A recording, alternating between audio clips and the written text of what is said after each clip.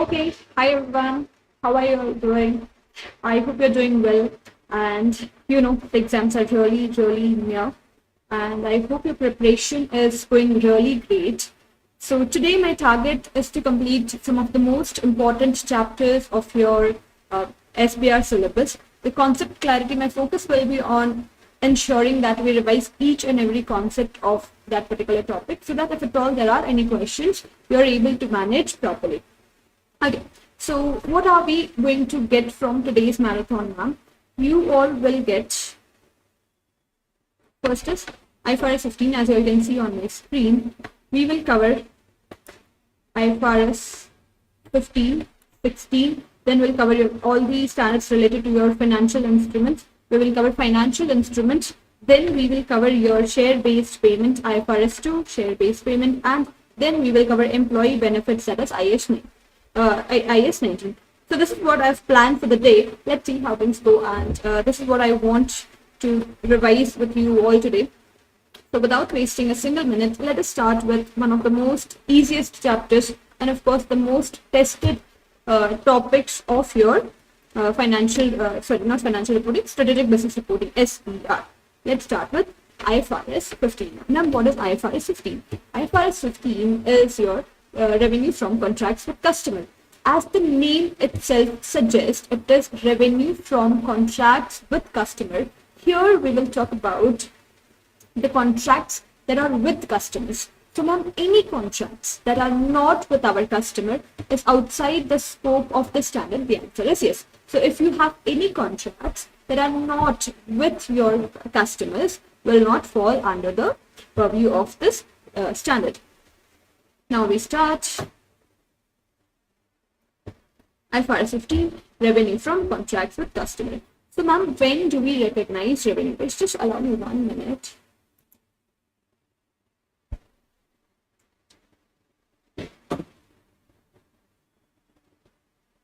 Just 1 minute.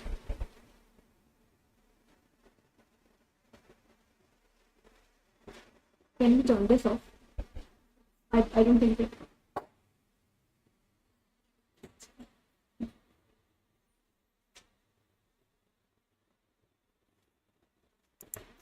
Okay, so we'll start with this. Now, ma'am, what are we going to get? When do we recognize revenue? See, the standard says you recognize revenue when control, just 1 minute, when control of goods and services have been transferred to a customer. So an amount reflecting the consideration that an entity expects to receive. So for example, I'm teaching you all FR and SBR. So here, when the control of the goods and services is passed to you, for example, when I'm done teaching, so in that case, whatever is the amount, what is the amount, what is the consideration that I'm expecting to receive, that then we say that we recognize revenue. So when the control has been passed and for the consideration that I expect to receive from you all. So focus here is more on control, not the risk and rewards. So it is a distinguishment. I mean, even if you have not studied IAS 18, it does not matter. Now, one of the most important discussion of this chapter, this whole chapter revolves around this only, that is the 5-step model of your revenue recognition. Now, the step 1 is here, identify the contract. Ma'am, when do we say that there's a contract? Ma'am, when do we say that there's a contract? A contract exists when all of these conditions are met. What are the conditions? 5 conditions should be met. First, the contract should be approved by the parties. Second, the rights can be identified, payment terms can be identified, there's a commercial substance, and the collection is probable. If all of these conditions are met, you say that there's a contract and you can start your step 1 is fulfilled. Then we go for the next steps.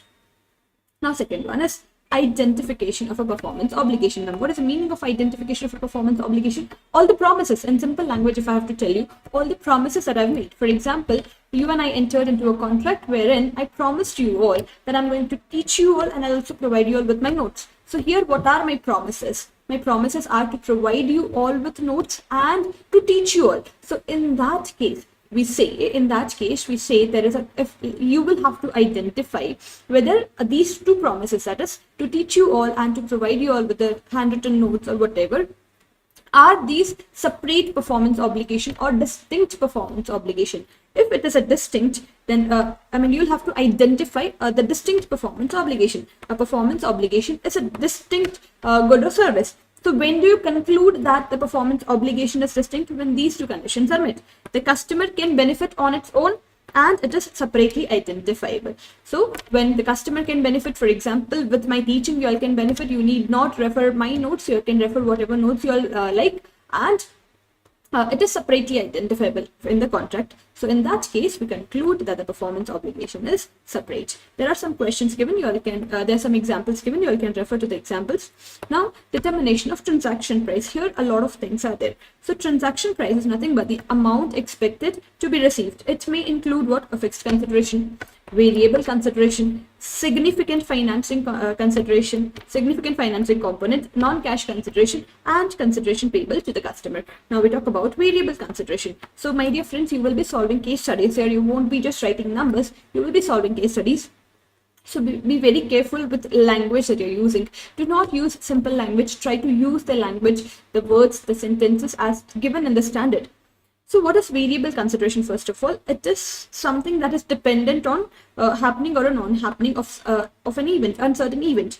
For example, discounts, bonuses, refunds, penalties. So there are 2 methods of measuring your variable consideration. Sorry, just one thing that I want to tell you all. If you're studying the standard for the first time, I would request, don't do this. First, complete your detailed study, then and only then go for the revision videos. My concept, my logic, these videos, the marathon videos are structured in a way that you can revise in a short span of time effectively. Okay.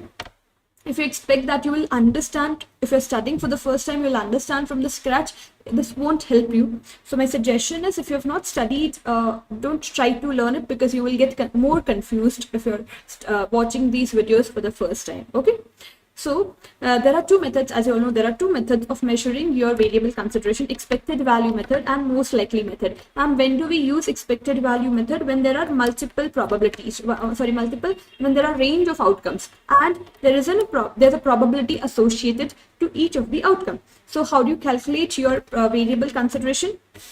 You will find out your range of outcome, let's say 0 to 20, 21 to 30, 31 to 40. So this is, I'm just giving you a range of outcomes. So there are 3 possible outcomes, and the probability associated here is 0.50, 0.20, and 0.30. So what you'll do, whatever is the amount, let's say if you're something, whatever is a contract, it falls within this range, you will get 15,000, 20,000, and 45,000. So you will multiply the variable amount of variable consideration with the probabilities associated with this. That will give you your variable component, the part of your variable component. Then the most likely method. When do we use most likely method, ma'am? When there are only two possible outcomes, either this or this. Either you will get 1 lakh bonus or you won't get 1 lakh bonus. Then and only then you use what? Most likely method. Now, my dear friends, very important from exam point of view, you include variable consideration in your transaction price when and only when if it is highly probable. I'm not saying it is probable.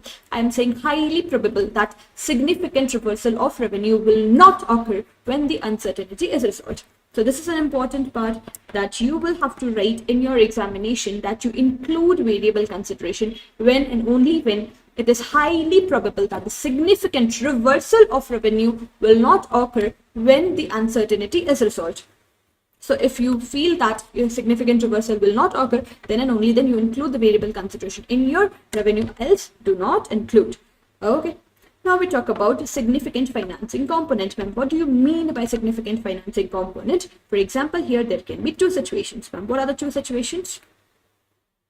Firstly, understand when significant financing component is applicable. When significant financing component is applicable, when there's a time gap. When there's a time gap between the payment and the performance obligation. When there's a time gap between the payment and the performance obligation. Okay.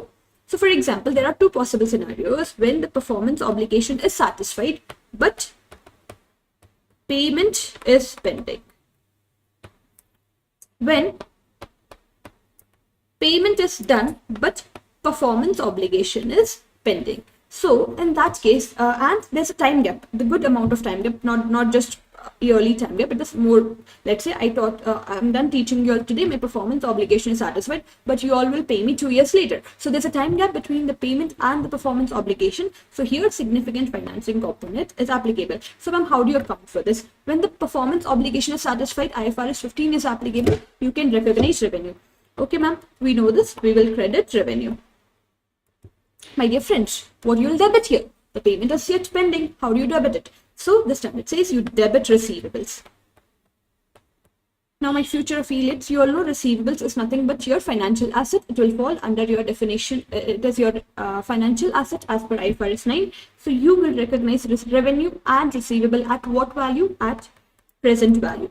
So whatever amount that you're going to pay me in future, let's say you're going to pay me in future 1 lakh rupees. What is the present value? This is a future value. I will identify the discount rate applicable and I will pull it to the present value. Let's say the present value is 73,000. So I will recognize my revenue at 73,000. I will recognize my receivables at 73,000. Then what next? In subsequent years, I will have interest income on my receivables. So going forward, I'll do the unwinding of my receivable. Revenue goes to P&L, nothing happens to this. Now going forward, what will happen? I will have unwinding interest. So I will debit receivable and credit interest income. Like this, I'll do this for the 2 years. 2 years later, this 73,000 will automatically become 1 lakh. I will debit bank and I will credit receivables. So 2 years later, what I will do? When you do the unwinding 2 years later, your receivables will automatically appear at 1 lakh. So you will do what? When you receive the money, debit bank, credit, receivable, 1 lakh, 1 lakh. Simple, not that difficult. So when there's a time gap, you recognize when performance obligation is satisfied, you're allowed, IFRS 15 is applicable, you are allowed to recognize revenue. Now when payment is done, but the performance obligation is pending. My dear friends, here you have received the payment, but you are yet to pay. You are yet to satisfy your performance obligation. So performance obligation is yet to be satisfied. In that case, you cannot recognize revenue. So ma'am, what do? You will debit bank in this case, and you will credit a financial liability. Here you will recognize a financial liability. It is nothing but like your student has given you a loan. I will recognize a financial liability. Now every year I will have an interest expense on it. So 2 years later, when I'm done teaching you all, I will debit my financial liability. I will credit my revenue. Simple. This is very, very simple. I hope you all are okay with this. So understand this should always be at present value. This should always be at present value. If there is a significant financing component in question, they will definitely give you a discount rate. So if there's a timing, gives financial benefit, adjust it. Okay. So next one is here. The next part that I want to discuss with you all is non-cash consideration. Okay. Non-cash consideration. Now, what do you mean by non-cash consideration? Any consideration that is paid and that is to be settled without cash. For example, I am teaching you all, you will settle your consideration in shares. So the standard says you will measure your non-cash consideration at fair value. Now, non-cash consideration should be measured at fair value. Next one is consideration payable to the customer. Now, consideration payable to customer means what? I am teaching you, let's say, I'm teaching you all SBR and you will pay me, let's say 10,000 rupees. My fees is 10,000 rupees. Okay. Now here you will have to understand, here I am a service provider, you are my customer. So if I am paying something to you, if I am paying, see, ideally in any situation you will pay me 10,000 rupees. But if I am paying anything to you, you will have to identify whether this payment, the consideration, let's say I am paying you 5,000 rupees. Let us say I am paying you, my fees is 10,000 rupees and I am paying you 5,000 rupees. You will have to identify, is this 5,000 for a distinct goods or services? Is it for distinct goods or services? If yes, if the answer is yes, then it is a separate purchase transaction. If not for distinct goods or services, then you will adjust. I'll write it properly. Not for distinct goods or services, then you will what? Adjust the transaction price. So if this 5,000 falls in this category, if it is for distinct goods and services, I'm teaching you all SBR, you're teaching me Tamil. So in that case, I will recognize this revenue separately, this purchase transaction separately. But if it is not for distinct goods or services, so in that case, what I'll do, I will recognize my transaction price at 10,000 minus 5. So I will adjust my transaction price. Now my revised transaction price will be 5,000. That's it. As simple as that. So fixed consideration, variable consideration. We're done with fixed consideration, we're done with variable, we're done with significant financing, we're done with non-cash consideration, and we're done with consideration payable to customer. I hope if you are able to recall it as I am able to, so please appreciate yourself, because the speed is good and you should be, you're very close to your exams, you should be able to revise very, very, very quickly, guys. Now, second one is, now the next step is allocate the transaction price. Now you will have to allocate your transaction price based on this SSP of your SSP standalone selling prices of your performance obligation. Whatever you have promised, whatever promises you have made to your customer, I will allocate my transaction price on the basis of that. For example, let's say I've promised you all to provide you a laptop, and I'm also giving you all warranty. What is my contract price? 63,000. So I will identify what is the SSP, standalone selling price of laptop. It is 60,000. What is SSP of warranty? It is 10,000. So what is my total SSP? 70,000. So this 60,000 will be allocated in this ratio. 60 divided by 70 into 63, that is 54,000 revenue will be out of the 63,000. 54 will be recognized for what? Laptop, and 9,000 will be recognized for warranty. Now recognize revenue. So there are two ways of recognizing the revenue. You will have to check whether the performance obligation is satisfied over time or at a point in time. So two ways: over a time or at a point in time. Over time. So you recognize revenue over time when any one of the condition is met. Any one of these conditions are met, you will recognize revenue over a period of time. For example, what are the conditions? Not example. What are the conditions? Customer simultaneously receives and consumes the benefit. As I'm teaching you all, you're simultaneously receiving and consuming the benefit. Okay. Second one is entity creates or enhances the asset that customer controls. You have a land, I'm constructing a building on it. So it is a performance obligation satisfied over time. And second, the next step is, the next condition is either I'm creating an asset that has no alternative use to me, and I have an enforceable right to demand payment. So this is very important. This is a tricky area where you all can be tested. This is tricky. See, I'm creating a submarine for you all that has no alternative use to me. For example, if you don't buy, I will not have any alternative use. I will not be able to sell it to someone else. So if I am creating any specialized asset, so to conclude that the performance obligation is satisfied over time, I should have what? I should have right to demand payment for work done. What am I trying to say here? If it is a specialized asset, so to conclude that the performance obligation will be satisfied over time, in that case, the asset should be specialized and I should have a right to demand the payment for work done till date. If I don't have right, ma'am, what if it is a specialized asset and you don't have a right to demand for the work done, demand the payment for the work done till date? In that case, your performance obligation will be satisfied at a point in time.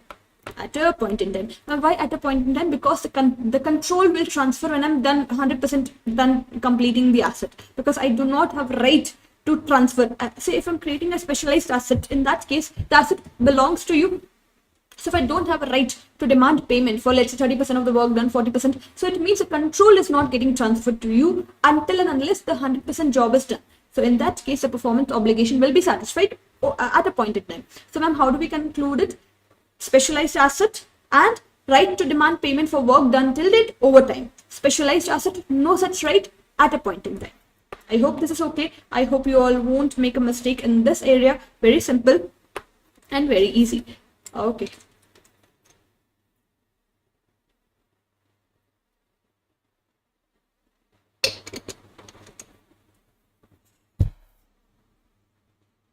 Now, if your performance obligation is satisfied over time, you will have to measure progress, how much work is done till date, you will have to measure progress. So in that case, my dear friends, there are two methods of measuring your progress, input method and output method. So ma'am, what is the meaning of input method? You will take total cost incurred till date and divided by total cost.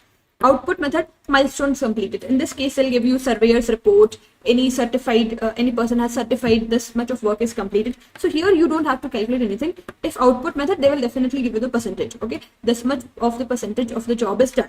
But if it is your input method, you will have to calculate depending on amount of total cost on total cost, how much costs have been incurred. For example, my total expected costs are 10 million, out of which 4 million have been incurred till date. In that case, my percentage of work done is how much? 4 divided by 10 into 100. So it is 40%. So here my progress is 40%. 40% of the revenue can be recognized. Now at a point in time, revenue at a point in time, when you say you recognize revenue when the control transfers. So at a point in time here, what important criteria is control. When does the control transfer? You will recognize a revenue. So indicators of control. What are the indicators of control? Legal title has been transferred.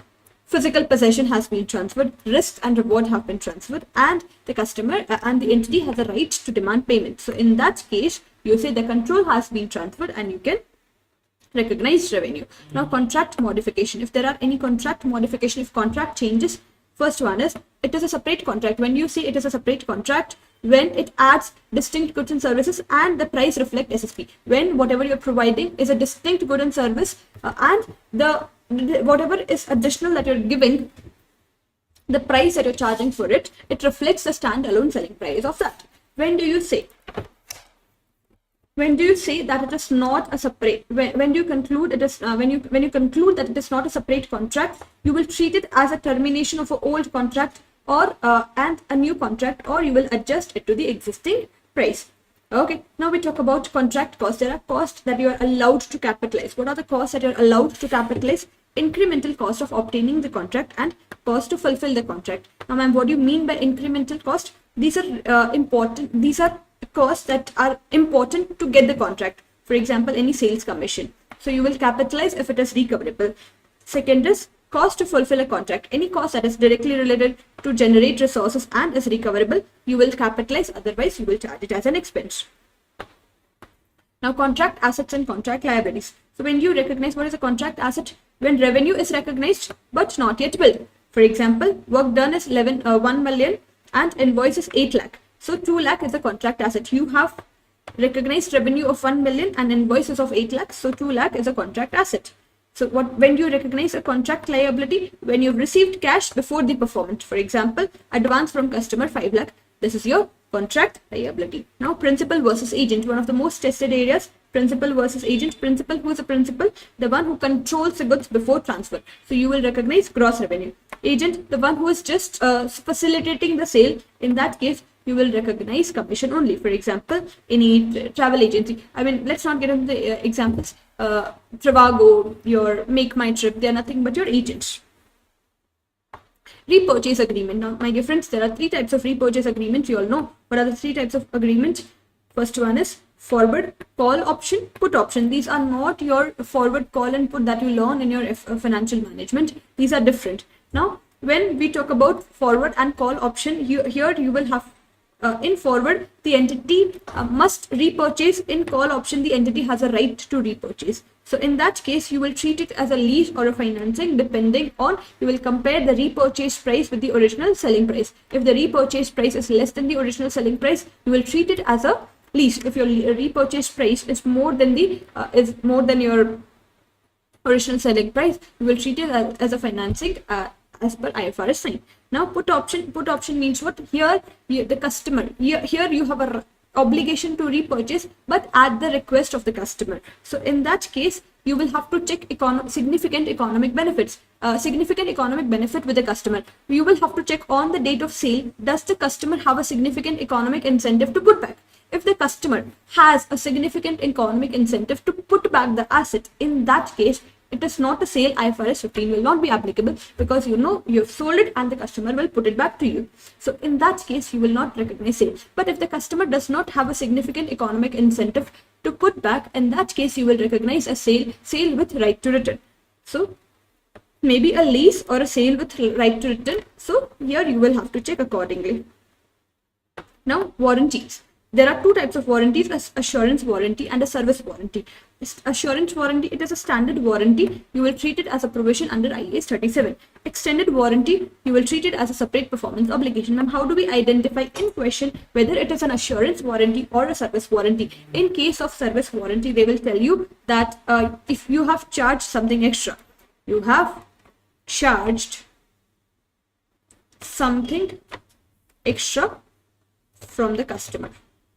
So in that case, it is a service type warranty and you will treat it as a separate performance obligation. Next is bill and hold agreement. So what do you mean by bill and hold agreement?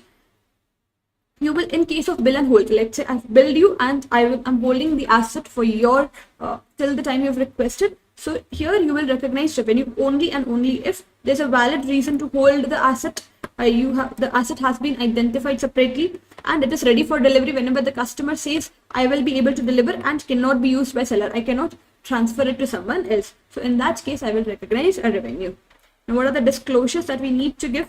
Disclosures, you will have to talk about revenue disaggregation. You will have to, if a major revenue, you will have to disaggregate and show what are the contract balances, contract asset, contract liability, remaining performance obligations, and significant judgments made. Okay, can you believe within just 25 minutes, we have completed our IFRS 15, one of the biggest chapters, one of the lengthiest chapters of your SBR syllabus. So please increase your efficiency whenever you are studying. Make sure the more you revise, the more your revision time is getting reduced. Okay, ensure you put a timer with you so that you know how much time you have used to revise any standard. Now we talk about your IFRS 16 leases. Easy, very simple. Here we'll cover each and everything. My dear friends, it is important, if you are studying this for the first time, please don't watch this video. First complete all the concepts, then and only then for 20-30 minutes of revisionary clip, then and only then watch this video. Okay, otherwise you will get confused unnecessarily, you will get anxious. Don't do that to yourself. Okay, now the next one is IFRS 16 leases. Okay, so just allow me 1 minute. When do you say that there is a lease? When do you say that there is a lease? A lease exists if the contract conveys right to control the use of an identified asset for a period of time in exchange of a consideration. So here, what are the important areas? Right to control the use of an identified asset. So there has to be an asset, identified asset, and it conveys the right to control the use for an exchange of a consideration. So when do we say that control exists? When the lessee has right to obtain substantially all the economic benefits from the asset, and there is a right to direct the asset. There must be an identified asset and right to control the use. So lessee accounting, here you will learn, up till FR syllabus you only had lessee accounting. Here you will have lesser accounting as well. So very, very important. Now IFRS 16.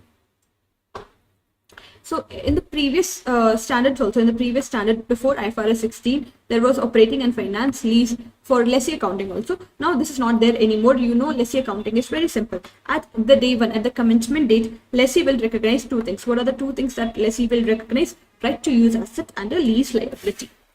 Just 1 minute.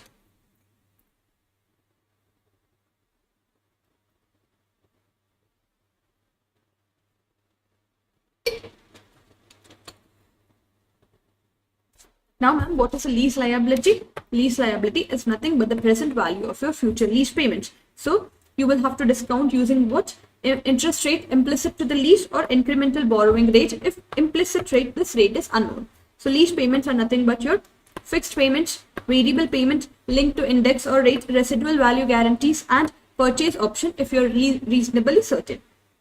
Now, ROU asset includes what? It includes your initial lease liability, initial direct cost, any restoration cost, and less lease any lease incentives. Now, subsequent measurement, lease liability, you will increase your lease liability by interest expense and you will decrease by the any lease payment. Interest is recognized in your P&L. ROU asset, you will depreciate over shorter of two things. What are the two things? Lease terms and useful life if ownership transfers. So whatever is you will check if the ownership will transfer, you will depreciate it over the useful life. Now, what are the journal entries? At the beginning, what is the journal entry? On day one, you will recognize debit ROU asset, credit lease liability. During the year, you will debit your interest expense, you will credit your lease liability. So you will increase your lease liability by the interest expense, and whatever the other lease rentals that you're paying, you will reduce your lease liability by that. So debit lease liability, credit cash.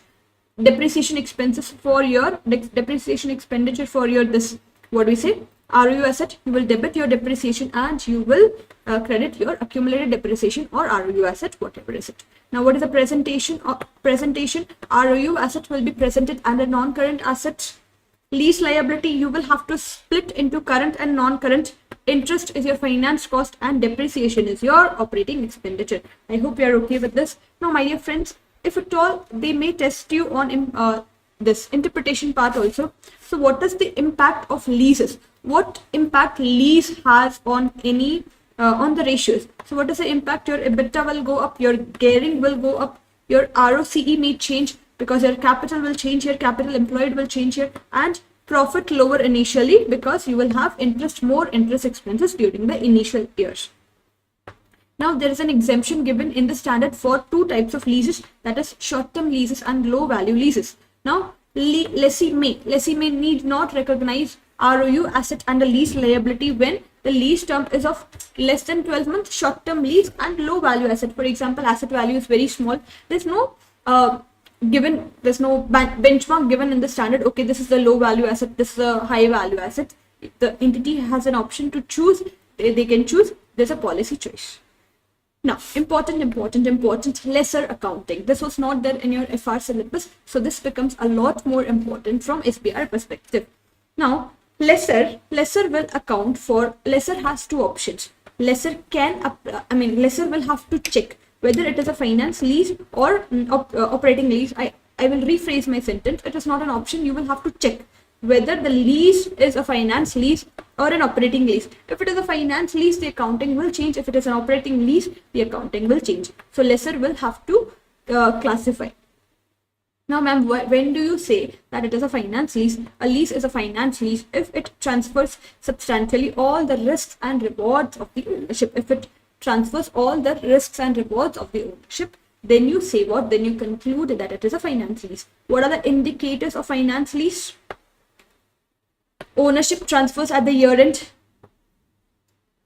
Purchase option is there. Lease term, major part of the useful life. PV of payment is substantially equal to the fair value and the asset is specialized. So these are the indicators that will tell you that the lease is a finance lease.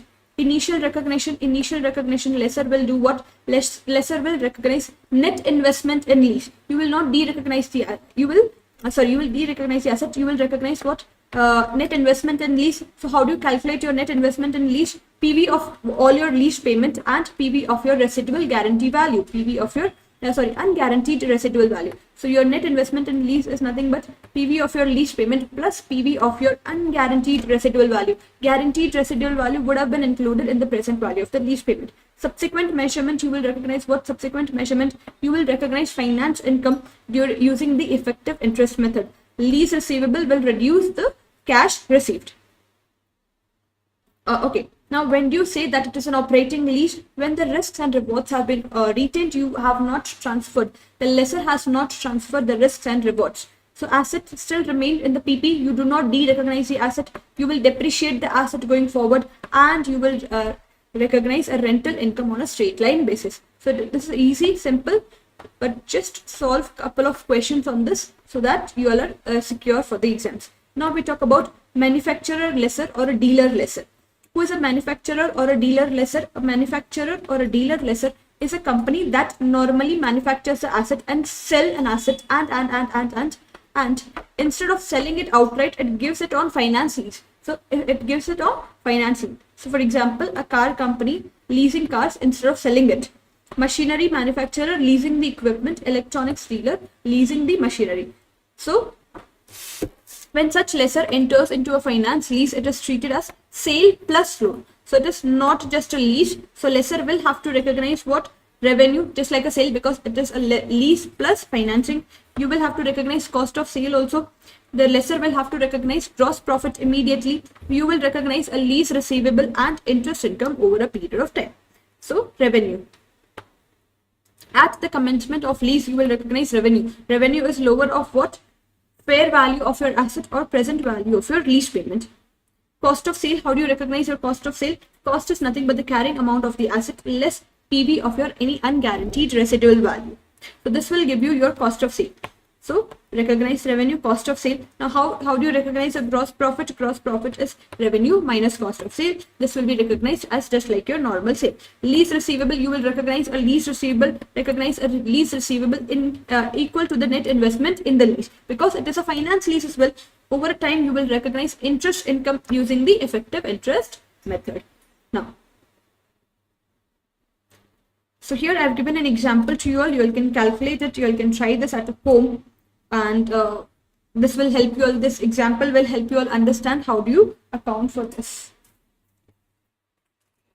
Due to time constraints, I will not be able to take multiple examples because we have to cover a lot of things today. And my target is to complete everything in a short span of time so that your concepts are revised within a few minutes. Now, sale and leaseback. What is it? Sale and leaseback happened when the company sells an asset and then leases back the same asset. So you get cash from selling it, but you continue using it. So is it really a sale? You check using IFRS 15. It is only a sale. It is a sale only and only if the control has been passed to the buyer. If it is a sale, you follow the sale accounting. If no, you will treat it as a financing transfer, not covered here.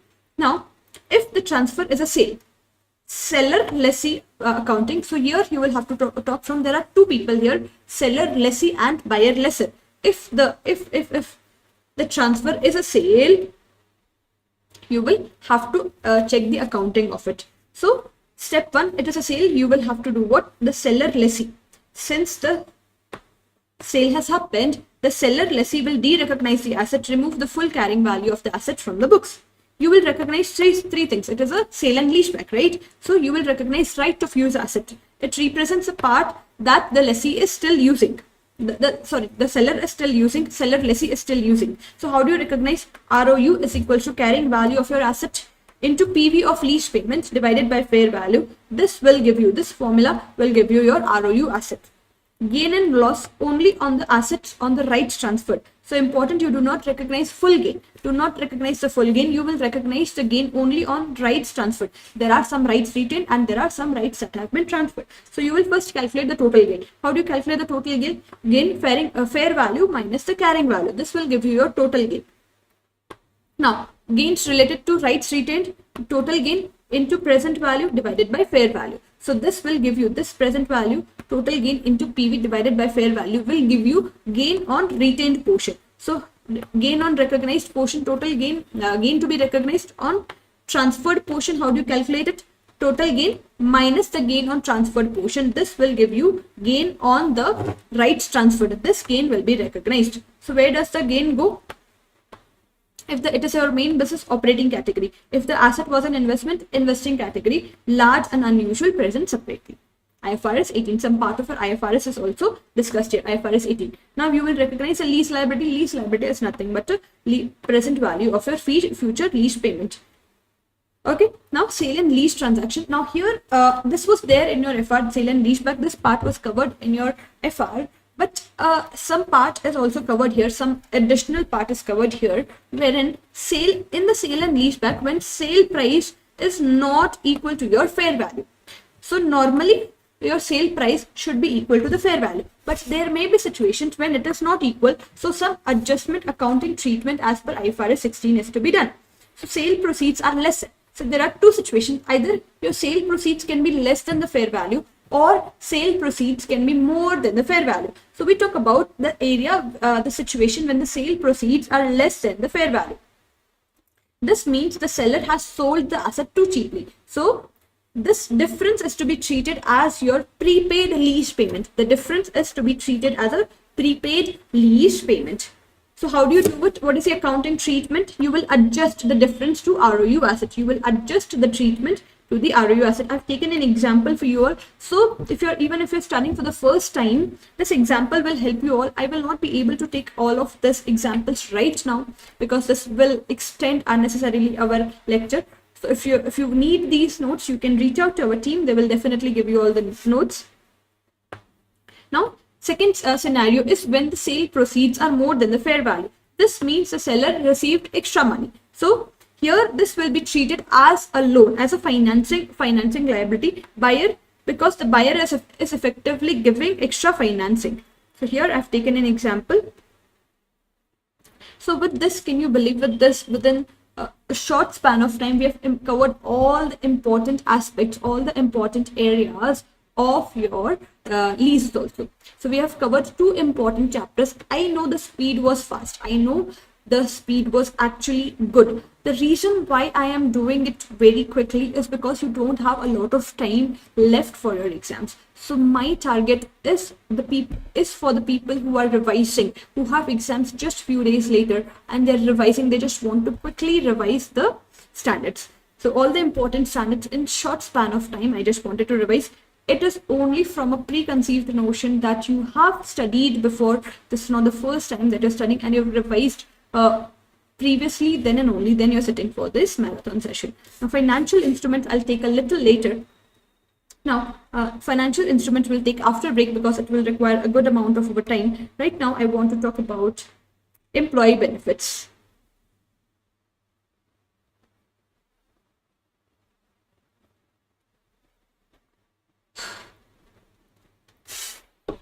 Now, my dear friends, as per IAS 19, now this is again another important chapter.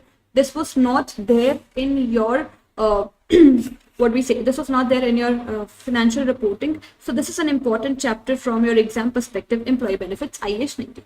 Now, IAS 19 covers, there are 4 types of employee benefits that you will be covered here. Short-term employee benefits, post-employment benefits, employment benefits, other long-term benefits, and termination benefits. Now, my dear friends, short-term employee benefits are benefits that are expected to be settled within next 12 months. So any benefit, for example, your salary and a bonus that is to be settled within the next 12 months is nothing but your short-term employee benefits.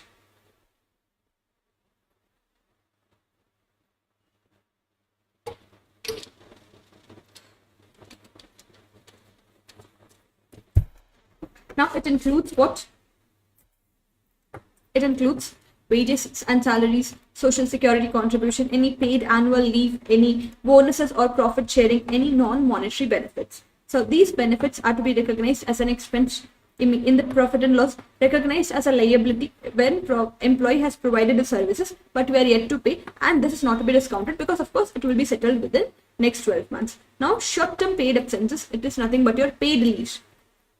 So there can be two types, accumulating and non-accumulating. So what is the meaning of accumulating paid absences, paid leaves? It means these leaves can be carried forwarded to future years if they are not used. For example, annual leave or holiday leave. So if employee does not use all of the leave this year, they can use it next year. So at the year end, the company must record a liability for unused leave. Why? Because the employee has already earned that leave. Now record expense plus liability for the unused leave. Now I know if you're studying for the first time, you will not understand. This is again a warning to you all.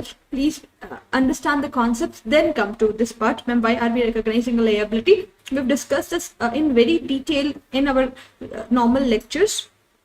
Here, with time constraints, because just few days left for exam, I'll have to be a little quick here. Now we talk about non-accumulated paid expenses. So these cannot be carried forwarded. For example, maternity leave and military leave. So if not used, they expire. So no liability is recorded in that case. You will recognize expense only when the leave actually happens. So record expense only when the employee takes leaves. So accumulating leave, if there are any accumulating leaves and they are not used, so you will record a liability at the year end for unused leave that you feel the employee will use in the next year. For non-accumulating paid expenses, you will not recognize any liability. You will record an expense only and only when the employee takes that expenditure.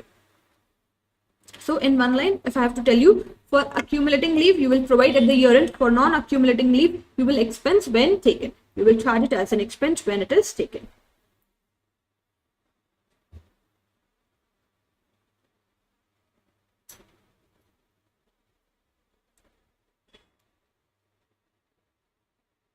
Now we talk about one of the most important discussions is post-employment benefit plans. So these are the benefits that are paid after the employment ends. For example, pension, gratuity. In India, what is more popular is gratuity. So these can be of two types. There are two types of post-employment benefits that an organization gives to its employees.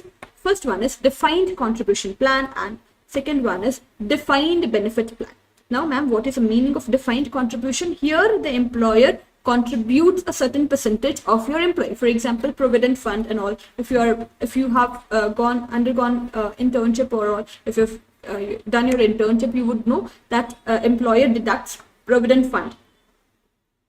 So employee's future pension depends on the investment performance. So whatever my future benefit will be dependent on how PF perform, how the fund performs. My employer's obligation ends after making the contribution. Here accounting is simple. No difficult accounting here. So ma'am, from exam perspective, you will have to remember if in the case study they tell you that employer is liable to contribute to the fixed percentage to a fund, employer is not obliged to make any payment. It is not the employer's liability. Employer's liability ends after making the contribution. So that is nothing but your defined contribution plan. You can take an example of provident funds. You can take examples of provident PF contribution in India. PF contributions. Now we talk about defined benefit plan. This is important. This is very, very important. If you understand this, this chapter is very, very simple. Now, ma'am, what is the meaning of defined benefit plan? Just 1 minute.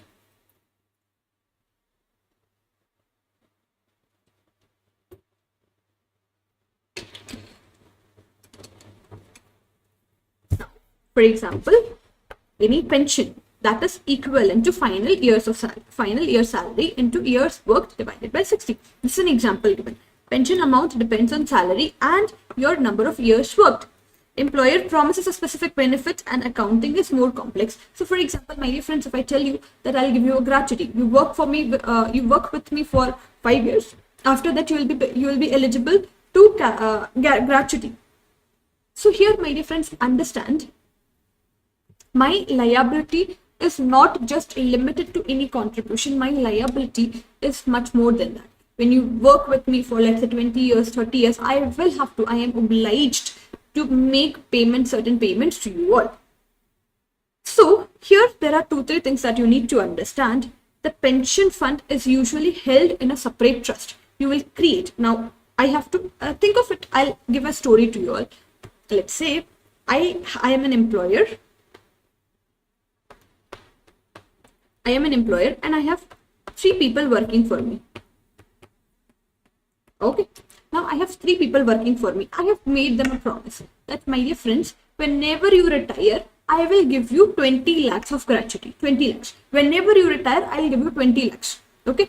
The only condition is you will have to work for me at least 5 years. Then and only then you will become eligible for it. So I have promised them, and till the time they're working, there will be a liability on my head. Okay, I will have to make them a payment. So what will I do? Every year I will contribute some money in a fund, in a separate fund, in a pool of fund. I will contribute some money. This pool of fund where I'm putting money, because I know in future years I will have to make a payment, a big amount of payment, a big lump sum amount of payment. So I cannot make the payment at that point of time. So from day 1 onwards, I will start creating a liability and I will start creating an asset. Okay. So pension fund is nothing but a separate trust. It is held in a separate trust. I create a separate trust. It is a separate legal entity. So that is a separate legal entity different from me.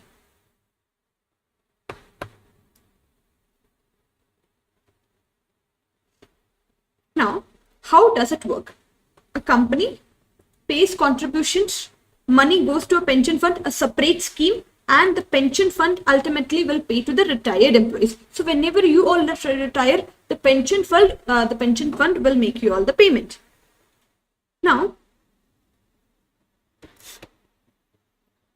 Now we talk about accounting of. Now so far we have understood what is the difference between, what is the meaning of defined contribution plan and defined benefit plan. Now let us understand the accounting of defined contribution plan. Here the company pays fixed amount, for example 18% PF, 19% PF. You will record this into a separate, the company pays a fixed pension into a separate pension fund. For example, PF, here they have taken example of PF. We'll think of it from pension. They have taken example of pension fund. We'll think of it as a PF. In India, very common and very easy to understand for each one of you all. After paying this, the company has no further responsibility. After contributing, my liability ends here. If the fund does not have enough money, the company does not have to pay extra. So if fund does not have, I am not liable. However the fund performs, my job is done up till the contribution part. The investment risk is on the employee and not on the company. So how do you record this? What is the accounting treatment? The contribution for the year is recorded as an expense in the P&L. If not yet paid, you will record a liability. It is simple, very, very simple. Just like your short-term employee benefits, you will record for this. You will recognize an expense and you will record a liability. Very, very simple. Now, here there are questions from a BPP material. These notes are based on BPP material. You all can refer whatever author you all like, but the accounting is very simple. Now we talk about one of the most discussed and tested topics of your SBR, that is defined benefit plans. My dear friends, these are the plans where a company promises to pay specific pension amount or gratuity maybe. The risk is with the company and the accounting is a little bit complicated. Why it is complicated? Because here you will have to estimate what is the future pension. See, I gave you an example of 3 people working with me. Think of it, companies like Reliance, Tata, Infosys, they have hundreds, thousands of people working for them. You will have to estimate, right? If I have promised to pay you all gratuity, I will have to estimate here. So a lot of payments must be estimated. And these are to be discounted at present value. The standard says, if I have made a promise to you, there's an obligation on my head. I will have to pay you all in future years. So I will have to discount them at a present value. So that is, here the actuarial assumptions come into picture. Here actuaries will do that calculation because we cannot do those calculations. You and I as a chartered accountant, we are not qualified to do those calculations. So salary growth, life expectancy, staff turnover, all of these assumptions are to be taken into consideration. Then and only then you will calculate. So any gain and losses that arise from the changes in assumption, there will be a changes, gain and losses arising from the changes in the assumptions of the actuaries. So how it is measured? It is measured using projected unit credit method. Each year of service will give extra pension benefit. Total obligation is built year by year. Actuary gives calculation. Actuaries usually calculate. You and I cannot calculate. The current service cost. So ma'am, in real life, how do we do it? The company will would have given the data to an actuary. An actuary, you will get an actuary's report. They will tell you. You just have to do the accounting. Actuary will give you every single number. If you are into auditing, or if you when you start your internship, you will know this, that you will get an actuary's report, and everything, each and every word that I'm discussing here with you all, current service cost, interest cost, any actuarial gain and loss, everything will be given in the report itself. Everything will be mentioned in the report itself. You just have to put the numbers, and you just have to do the accounting correctly. Okay, so we start with the next part, that is current service cost. Now ma'am, what is a current service cost? It is the increase in present obligation because the employee has worked one more year. It is shown as an expense in the P&L. So I'll take an example to make you all understand what is the present, how do you calculate your current service cost.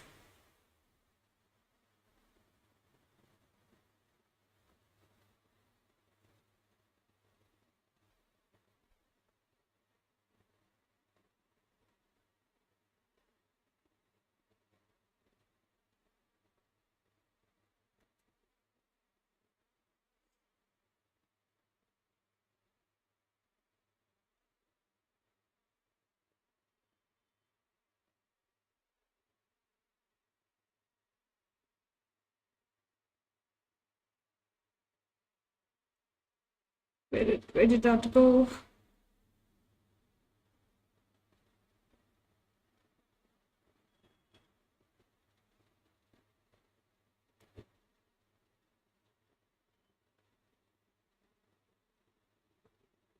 Okay, I think it's not covered. The example is not here, but I'll just explain this to you all. Let's say, I promised you all that I'll pay you all 5 lakh of gratuity. So 5 lakh, I'll pay you, let's say 20 years later. Now what I will have to do, this will be this, let's say I'll just keep it a little bit simple. 5 lakh, let's say I'll pay you all 10 years later. So what is my current service cost? This 5 lakh is to be spread in 5 years. So what this current service cost is to be spread in 10 years. So what is my current service cost? What is each year's of service cost? Today when I'm standing at the first year end, what is my current service cost? Can I say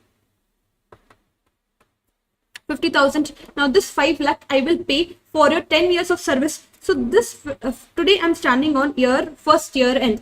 50,000 is what I will have to pay you 9 years later, my dear friends. 9 years later. Ma'am, why 9 years later? Because this I've promised you, I'll pay you at the 10th year, on the 10th year end. So when I'm standing on first year end, the current service cost, my current service cost is nothing but the current year's liability, that the present value of my 10th year, 9th year ends 10th year's liability. So here you will discount it. Let's say the discount rate is nothing but 10%, 1 plus 10% raised to 9. Like this, every year you will calculate your current service cost. So this is how you will get a current service cost. This is to be shown as a liability. This is to be shown as a liability.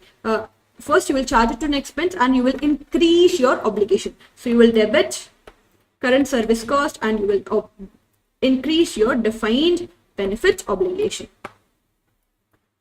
So it is an increase. It is an increase if the employee has worked for 1 more year. Now what is an interest cost here? Interest cost, obligation increase each year because you are 1 year closer to the payment. So you will do the unwinding. You are recording the current service at the present value. You will do the unwinding every year. So it is like unwinding of your discount. This is shown as a finance cost.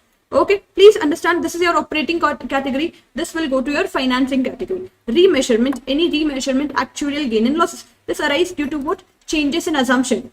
This arises due to changes, the differences between expected value and the actual result. This is shown under where? This will be showed in OCI, other comprehensive income. Now plan asset. Ma'am, what is the meaning of plan asset? Money invested in a separate pension fund. Now employer will invest money somewhere, right? Yes or no? Because I have to make you all a payment. I'll stick to my original example wherein I've promised you all that I'll pay you, let's say 10 lakh rupees, 5 lakh rupees at the 10 years later. So here I will have to do what? I will create a separate fund wherein I will contribute that money. So there is a separate fund. It is measured. This separate fund is called nothing but a plan asset. It is measured at fair value and it earns interest, dividends or gains. So here when you're putting, think of it like a mutual fund wherein you're putting your money that further invest in another assets. Net interest, your net interest is interest obligation or interest on obligation, that is your current service cost, and minus return on plan asset. This will be recognized in your P&L. Recognized in the financing category of your P&L. Difference between expected and actual goes to OCA. So just like in your obligation also, remeasurement, this also goes to OCA, this also goes to OCA. Now past service cost. When does past service cost occur? When the plan is amended or the plan is curtailed. Amended, changed, curtailed, it means it is reduced. So recognized in P&L operating category, just like your current service cost accounting treatment.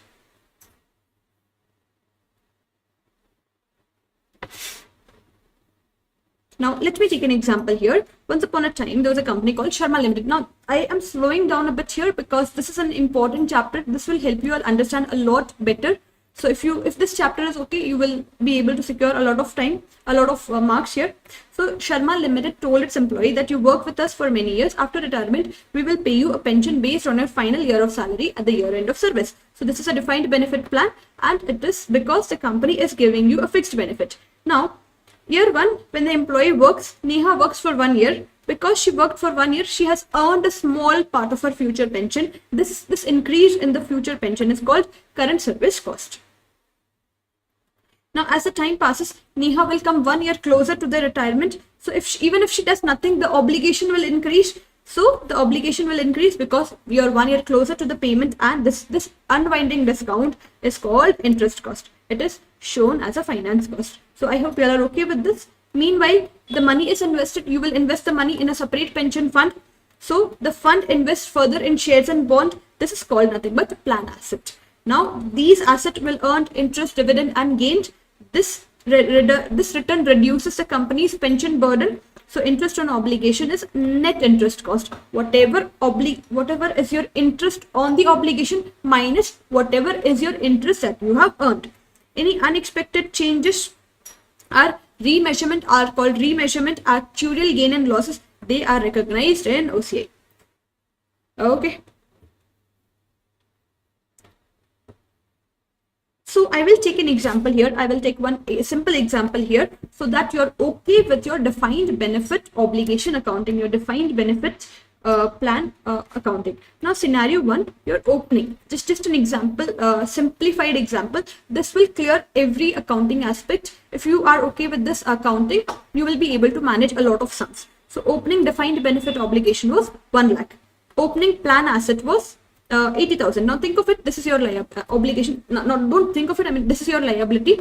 This is your opening liability. This is your opening asset.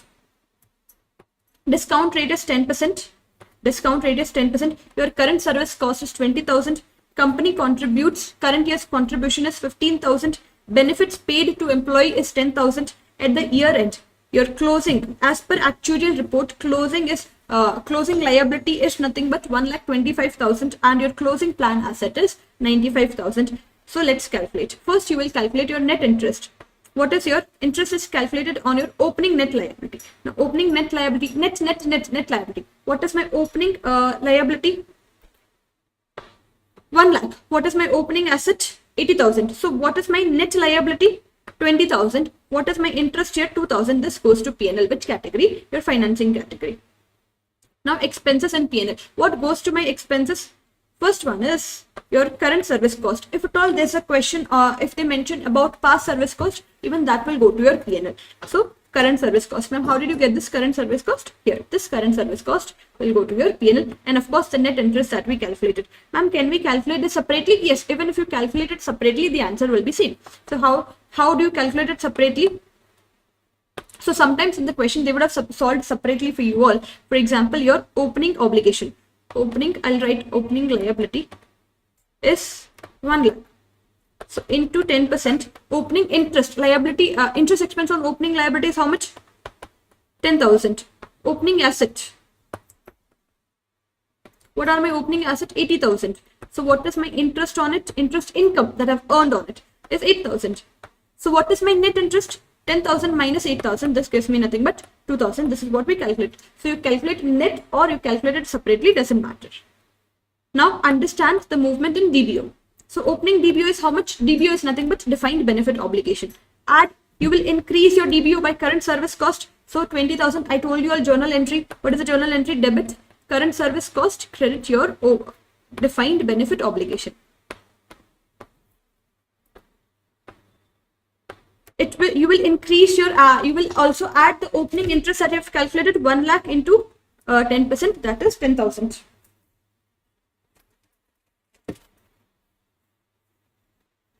And you will reduce any benefits paid during the year. So you see here, we have paid benefits to our employees during the year of 10,000. So you will reduce your obligation by 10,000, any benefits paid. So expected, so this, what should be your expected DBO? What should be the closing value before actuarial assumption? 1 lakh opening, add current service cost, add interest, minus the benefit paid. It should have been 1,20,000. But as per actuary's report, my closing balance, closing liability is 1,25,000. So there's a difference of 5,000. This difference goes to, this is an actuarial gain and loss, actuarial remeasurement gain and loss. It goes to your OCI. It goes to OCI.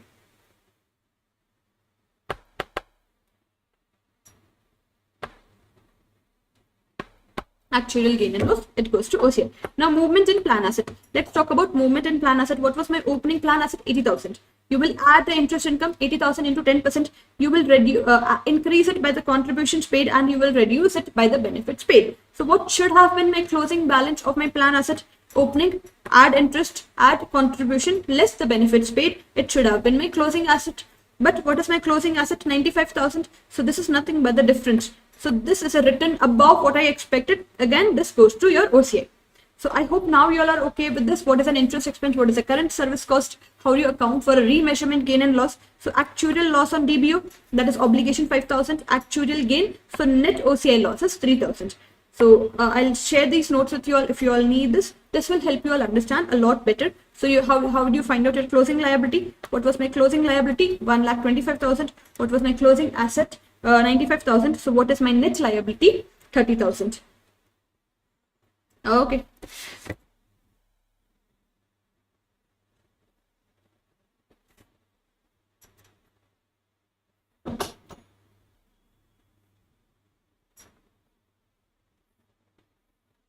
Okay, here this is an example. This is the example that I was looking for to explain you all how do you calculate the current service cost. For example, a company promises 5 lakh to an employee at the retirement. Employee will retire in 5 years. The discount rate is 10% and the benefit is earned evenly over 5 years. So how do you calculate? I want to teach you all what is the difference between, how do you calculate, not difference, how do you calculate the current service cost?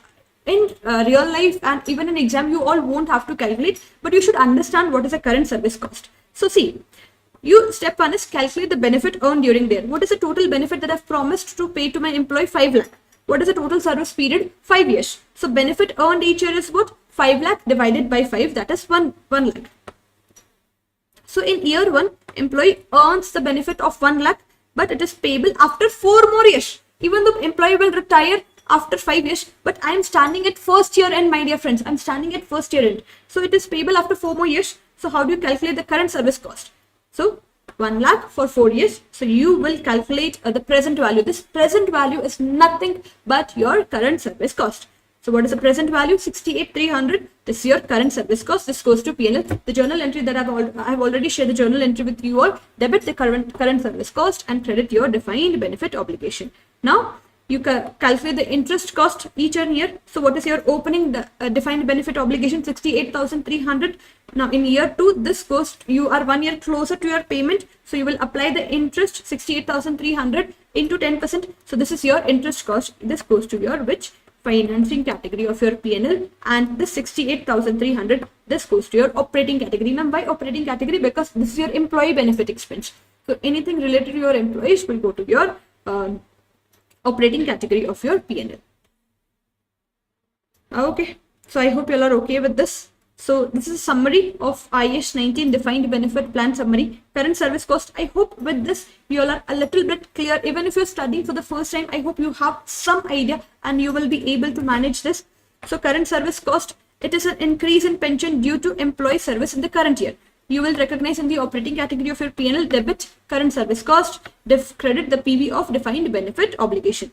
Now, net interest cost, it is an interest on defined benefit obligation. So finance cost, you will debit the finance cost and you will credit this is your finance cost. You will debit net interest cost and you will credit your PV of your obligation.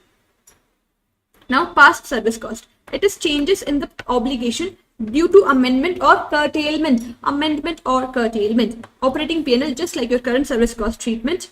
So if at all there's an increase, you will debit. If there is an increase, debit past service cost, credit PV of obligation. If there is a decrease, you will debit PV of obligation and you will credit past service cost. Any contributions paid during the year, if company has paid any contribution, so this goes to balance sheet only. There is no P&L impact. You will debit what? You will debit plan asset and you will credit cash. Benefits paid.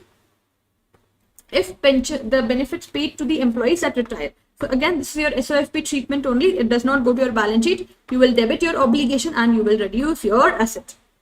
Remeasurement obligation, actuarial gain and losses. So it goes to OCI. It is recognized in the OCI. Remeasurement in the plan asset, again OCI. It will be recognized in the OCI. I hope you all are okay with this part. I hope you all have understood this part of your IS 19. This is easy. This is simple.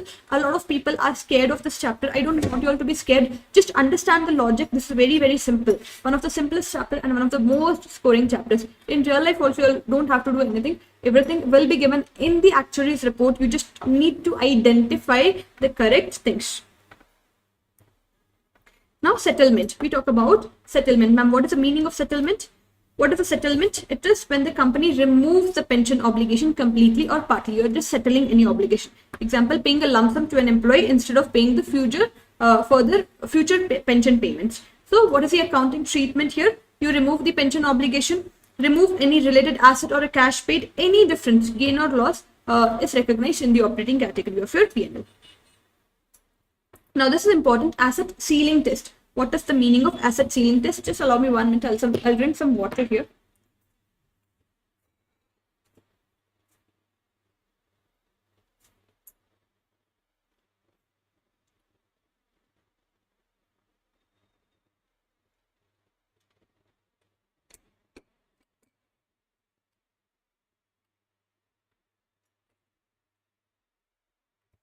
Now, ma'am, what is the meaning of asset ceiling test? Sometimes pension plan assets are more than the obligation. So this creates a net pension asset. Very much possible your opening asset are more than. In the previous question that we had taken, your opening asset was 80,000 and your obligation was 1 lakh. So in that case, you had net opening obligation. But there may be a situation wherein your asset is 1 lakh and your obligation is only 80,000. So this will create net pension asset. Okay. So, but you cannot, but my dear friends, conservatism principle comes into picture. But you cannot show an asset higher than what you would actually recover. So here we have an asset ceiling test. So pension is limited to lower of pension asset is limited to net surplus, that is your plan asset minus obligation or amount that you can actually recover, that is your any refund or reduction in the future contribution. So you will have to apply, if there is anything given in the question, please check, please apply the asset ceiling test. So if asset is reduced due to this limit, this loss goes to OCI, not P&L. This loss goes to your OCI, not P&L. So I've given an example. Let's take an example here. This will help you all understand this even more better. Calculate the pension surplus. For example, at the year end, fair value of my plan asset is what? 120 million. Obligation is 100 million. Can I say there's a surplus? Yes. So what is my net pension surplus? 20 million. So normally you would show this as an asset because your assets exceed your obligation. But you please check the recoverable amount. This will be given in the question, my dear friends. You won't have to do any single thing. You can only recognize the amount that you can recover by either by what? getting a refund or reducing the future contributions. So if company can only reduce the future contributions by 12 million, no refund is allowed here. So your recoverable amount is only 12 million. In this case, your recoverable amount is only 12 million. So you cannot, my dear friends, you cannot recognize an asset of 20 million, because how much you can recover from the asset is only 12 million.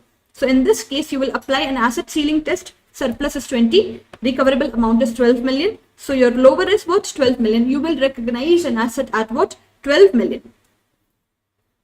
So what happens next? This difference, there's a difference. As per my normal accounting, there was an asset of 20 million, but by applying asset ceiling test, there is an asset of only 12 million. So this is an adjustment. This goes to OCI. This does not go to your P&L. I hope you all are okay with this. So there are some disclosures that you need to give in your defined benefit plans. What are the disclosures? Some risk-based disclosure. The company must explain what pension plan is like. What are the key features? What are unusual or specific risks? You will also have to tell about the amounts that are appearing in your financial statements, about the obligations, about the plan assets, about what are the expenses. Now, what are the future? What is the future cash impact? Expected future contributions, sensitivity analysis, what happens if assumptions change, and funding arrangements. These are the disclosures that the company will have to give.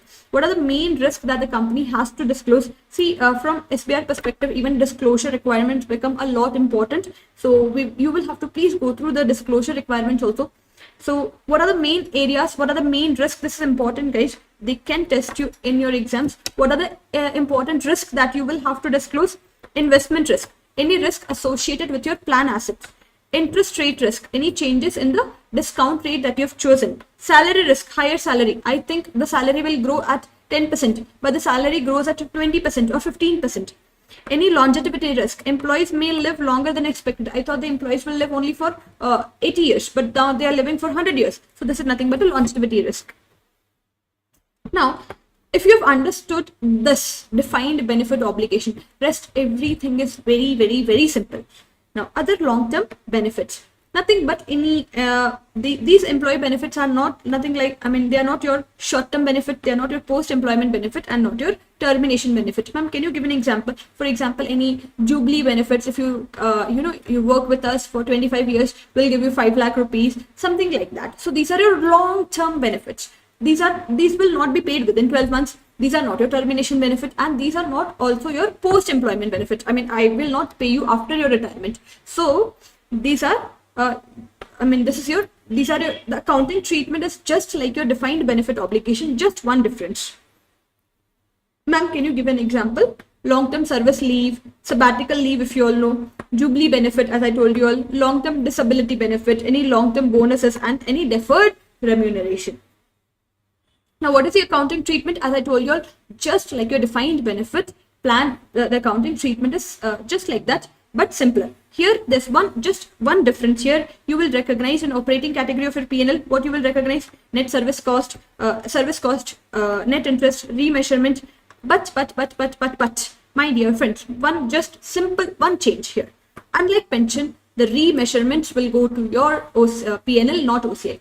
If you all know, remeasurement benefit in your OCI, in your defined benefit plan, that is your after post-employment benefit plan, goes to where? OCI. Here, it will go to P&L. That's it. That's the only difference. The accounting is just like your defined benefit plans. There's no difference. Your remeasurement in your defined benefit pension, it goes to OCI. Any other long term, it goes to P&L. That's it. Now, what is the termination benefit, ma'am? The last part of this chapter, can you believe, within almost, just 1 hour, 15 minutes, we've completed 3 big chapters and really important chapters from your exam perspective. So please make the most of these videos. If you have studied well, if you want to revise in short span of time, please watch these videos. They will help you a lot. They will benefit you a lot, in revising the concepts in very, very short term, very short span of time. Now, termination benefits. Termination benefits are paid. Why? Because the employment is terminated. Why? Because the employer decides to terminate. Either employer says, please go, we don't want you to work with us anymore, or employee accepts an offer to leave. That is voluntary retirement or the compulsory retirement. These are not normal retirement or resignation benefits. So termination benefit arise from the termination of employment. You're terminating the employment. That is the only time these benefit will arise, not from the employee service. So these are not your normal employee benefit expenses. These are from the termination of employment. You just want to terminate the employment. So how do you recognize it? What is the accounting treatment, my dear friends? Recognize as an expense in the operating category of your P&L and liability when the entity can no longer withdraw the offer or recognize the restructuring cost for restructuring cost involving termination benefits. So you all know in restructuring we had learned about redundancy benefits, redundancy cost to IS 37. If there are any restructuring provision, it falls under that. You will recognize the restructuring provision. So measurement depends on whether it is to be settled within 12 months or it is settled after a short term, after 12 months. So if it is to be settled within 12 months, you will recognize just like any short term benefit, and if it is to be settled after 12 months, you will recognize this as any other long term benefits. That's it. With this, we finish our another important chapter, that is your IAS 19. We have finished our IAS 19 also. Now I will take up what I will discuss with you all IFRS 2, that is your share-based payments. We will complete that, then we'll take a short break, and then we'll go to financial instruments. Of course, why am I keeping financial instruments towards the end? It is a lengthy chapter. It will require some amount of our time. So we just accumulate all the easy chapters first, then we go to our difficult chapter. Okay, so financial instruments will take up after break. Before that, I will take with you all IFRS 2, that is your share-based payments.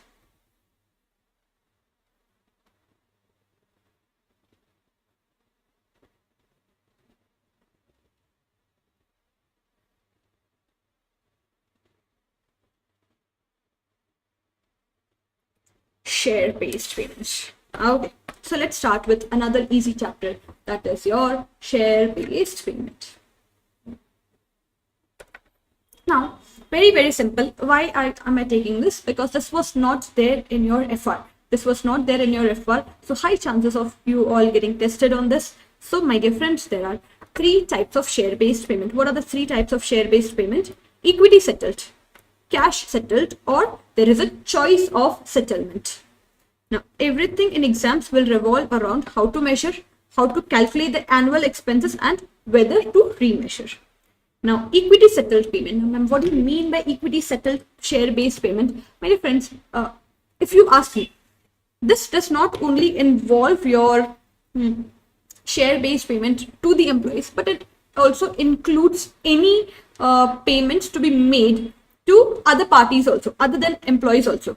But majority of the transaction, majority of the questions here that are covered in this chapter are the payments, share-based payments made to employees. So in short term, in long story short, here I will teach you all the accounting of ESOPs. If any company gives ESOP to its employees, how the company will account for it. Okay, ESOPs, I hope you all know the accounting treatment of ESOP is what we are going to learn here. So your share-based payment can be of 2 types. Either I tell you, you work for me, let's say for 10 years, 20 years, and I will give you my company's shares, Reliance's shares, okay, whichever company you are working with. Or I tell you, I will give you cash on the basis of share price. Or I've given you an option. Either you have a choice of settlement, either you take cash or you take shares, or I have an option, either I'll give you shares or cash. So these are the only 3 things that you need to understand in this chapter. These are the only things that you need to remember in this chapter. That's it. If you're okay with these 3 areas, you will be very good with this chapter. This chapter is very easy. No need to be scared of this chapter.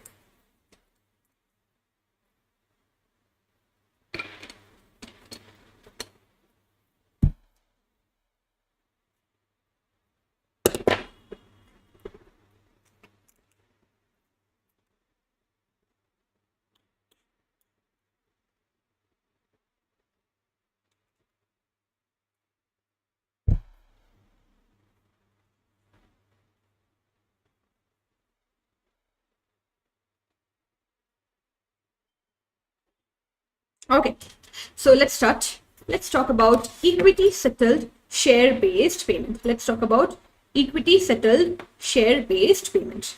So what is a measurement rule? Again, with a preconceived notion, with the presumption that you've already studied this chapter, you're not doing this for the first time. Measurement rule. You will take the measurement, you will measure it using the fair value at the grant date. You will not remeasure. My dear friends, it is equity. Here, it will be settled in your equity. So equity is not remeasured, my dear friends. So you will not remeasure it. And you will recognize your expenditure over the vesting period. You will recognize it over the vesting period.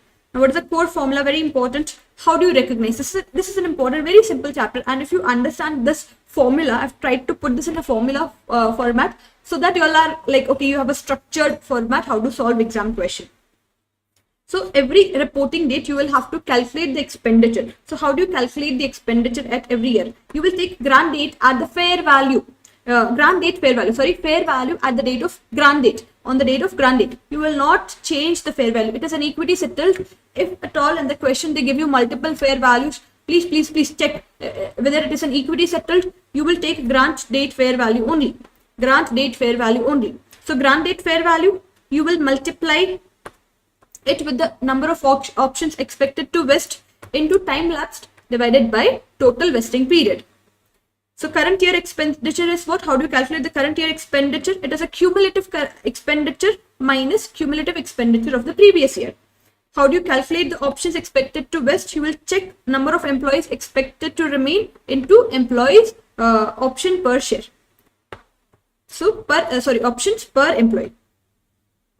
So for example, I've taken an example for your quick revision. There are 100 employees and the entity has granted 100 options to each of the employees. Grant date fair value is 15, 3-year vesting period. So entity expects that only 90 employees out of this 100 employees, only 90 employees will remain in the organization. So how do you calculate your expected options? 90 into 1000, that is 90,000 options will vest. How do you calculate your cumulative expenditure? 90 into fair value on the date of fair value on the date of grant date into 1/3. 1/3 is what? 3 years. What is the total period? 3 years. So what is current year's expenditure? 4,50,000. Simple.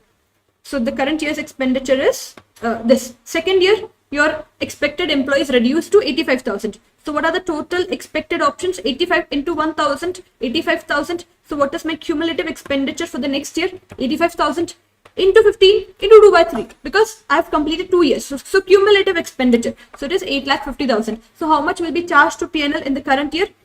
850, that is a cumulative expenditure of the current year, minus 450, that is previous year's cumulative expenditure.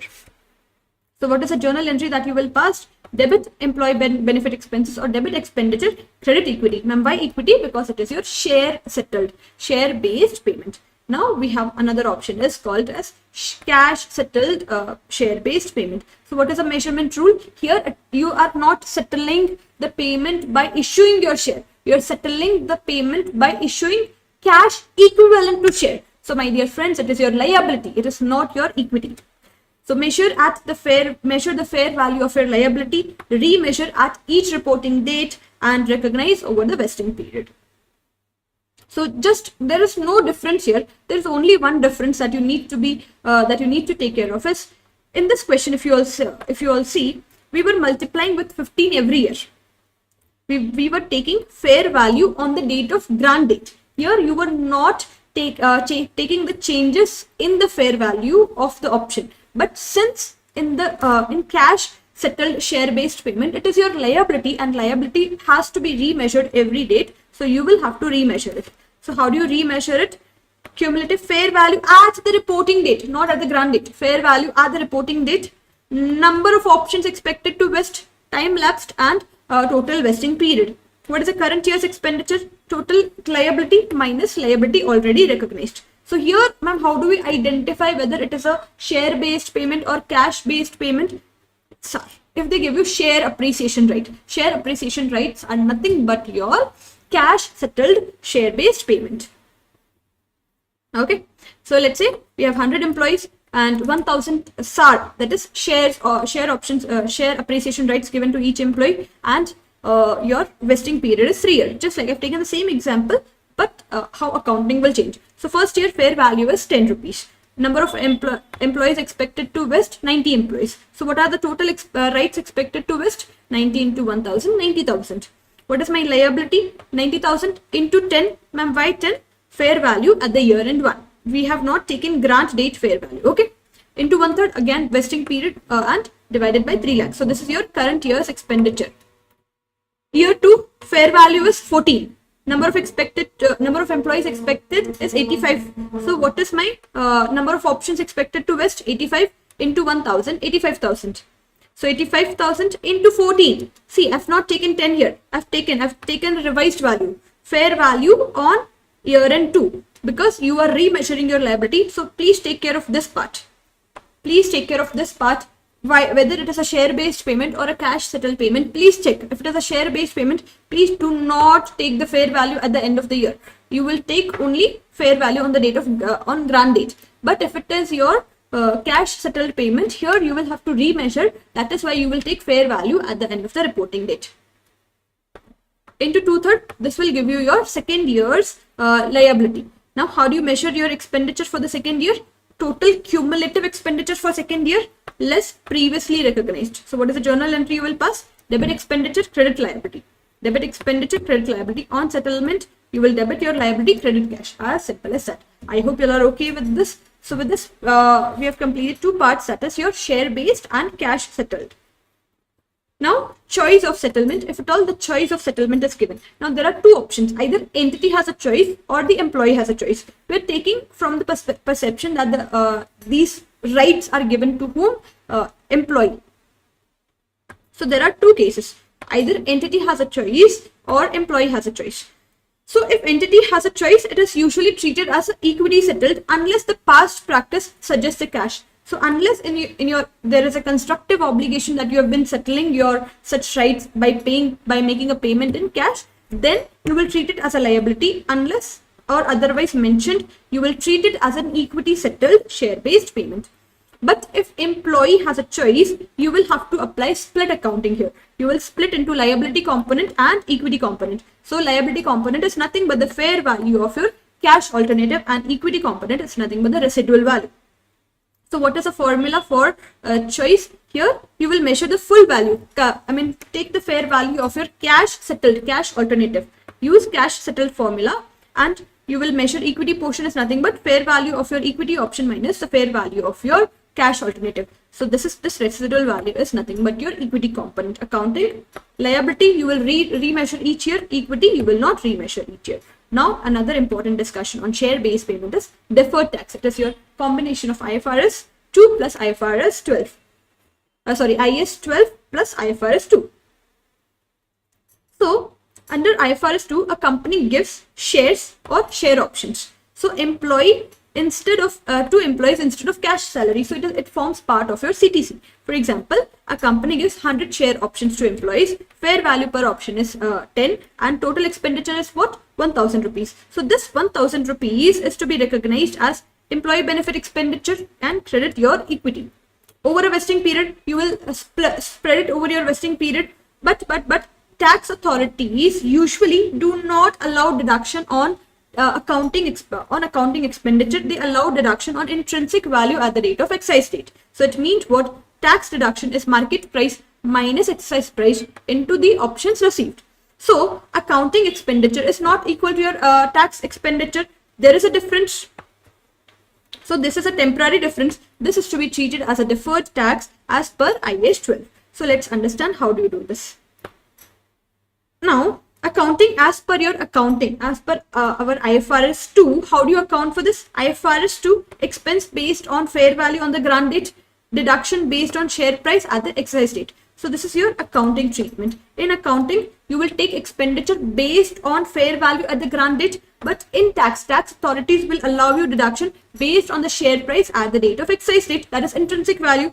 So this is recognized during the vesting period, 2 years, 3 years, but this is to be recognized at the excise date. So there is a timing difference. We call it as deferred tax. Now it creates a deductible temporary difference. Ma'am, why deductible temporary difference? Because in future you're not getting a tax benefit right now. You're not getting a deduction right now, but in future years you will get a deduction. So my dear friends, you will recognize deferred tax asset. Deductible temporary difference, always deferred tax asset, because in future the company will get deduction, your future profits will get reduced. So in that case, you will recognize a deductible temporary difference, that is your the deferred tax asset. So I've taken a simplified example, just to make you all understand the concept.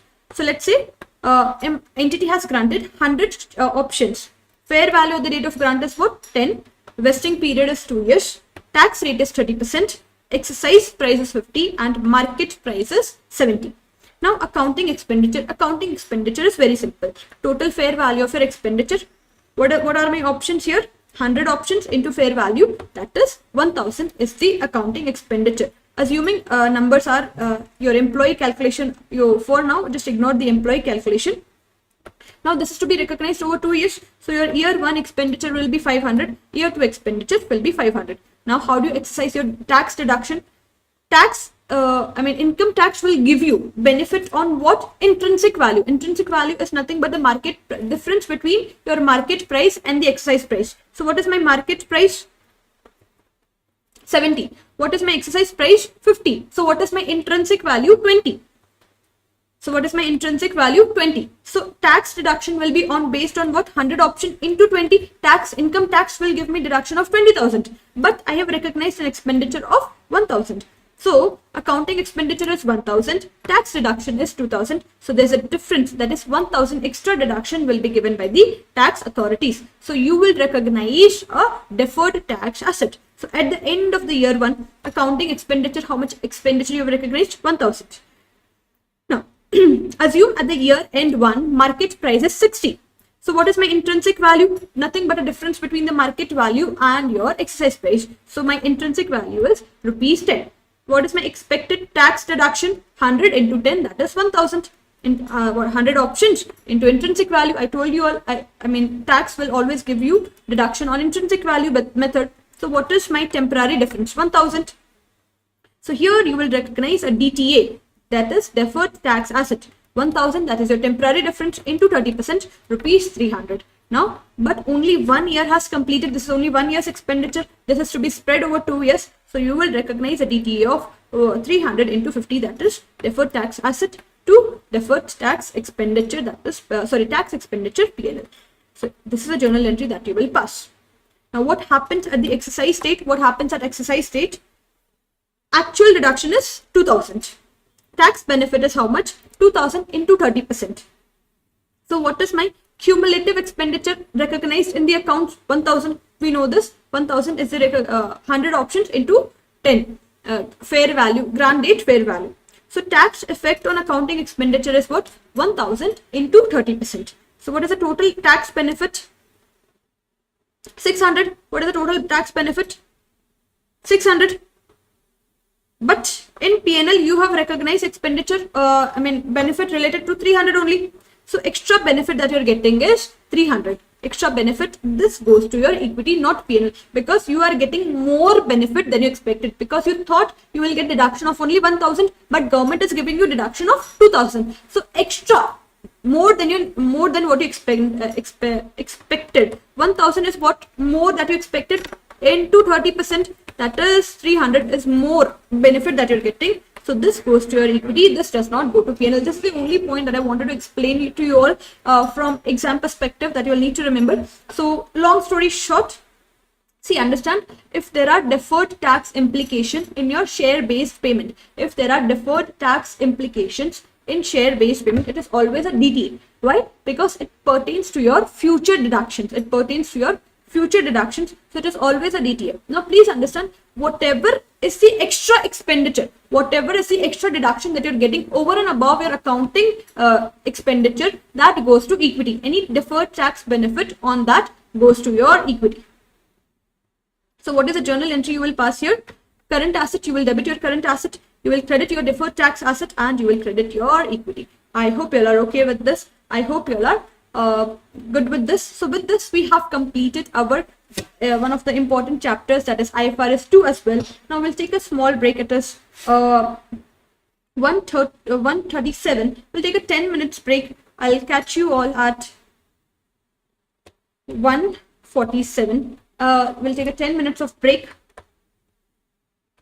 Post that, I will discuss with you all. We'll spend good amount of time in discussing our IFRS 2, that IFRS 9, sorry, not IFRS 2. We'll discuss financial instruments. Till then, please take a small break and 10 minutes. I'll see you all in some time, guys. Please revise, please revise.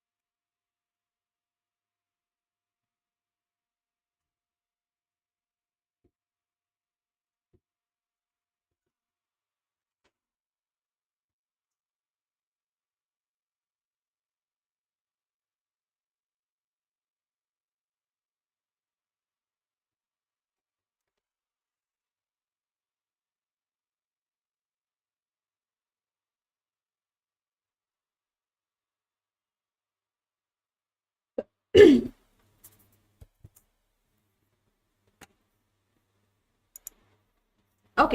so I hope you all are back. I hope you all are back from your break. I hope you all are done with this, done with your break. Now I want to discuss with you all the next part, that is your SBR financial instruments, one of the important discussions of your SBR syllabus. Financial instruments. Okay, so we'll start with financial instrument. I know one of the easiest chapters and one of the most tested chapters, and so we'll try to cover each and every topic here. We'll try to cover each and every discussion in this chapter. Okay, so what are financial instrument? What is the meaning of financial instrument? A financial instrument, I'll be a little bit slow here. If at all you have a doubt, you can please let me know. Financial instruments are nothing but, financial instrument is a contract that creates financial asset for one entity and financial liability or equity for another entity. So any instrument, any contract that creates financial asset for one and financial liability or equity for the another entity, that is your financial instrument. For example, a company gives a loan of 1 lakh. A company A gives loans of 1 lakh to company B. So for company A, it is a financial asset, loan receivable. For company B, it is a financial liability, loan payable. So same contract, asset for one and liability for the other. This is a financial instrument. So my dear friends, understand one thing that is very, very important for you all is there should be a contractual right. If it is not a contractual right, if it is not a contractual asset, then it is, if there is no contract, then there is no financial instrument. So for example, deferred tax asset, any tax payable, tax receivable, these are not, even though in tax, let's say current tax payable, this is not your financial liability. Why? Because there's no contract, understanding or not. So by mistake, do not show your contractual, the deferred tax asset or a current tax payable as your financial liability. Now what is a financial asset? The financial asset has been beautifully defined. First one is cash. Cash in hand, bank balance is your financial asset. Equity instrument in another entity. For example, shares of Reliance Limited. A contractual right to receive cash. Example, trade receivable. Customer owes you money.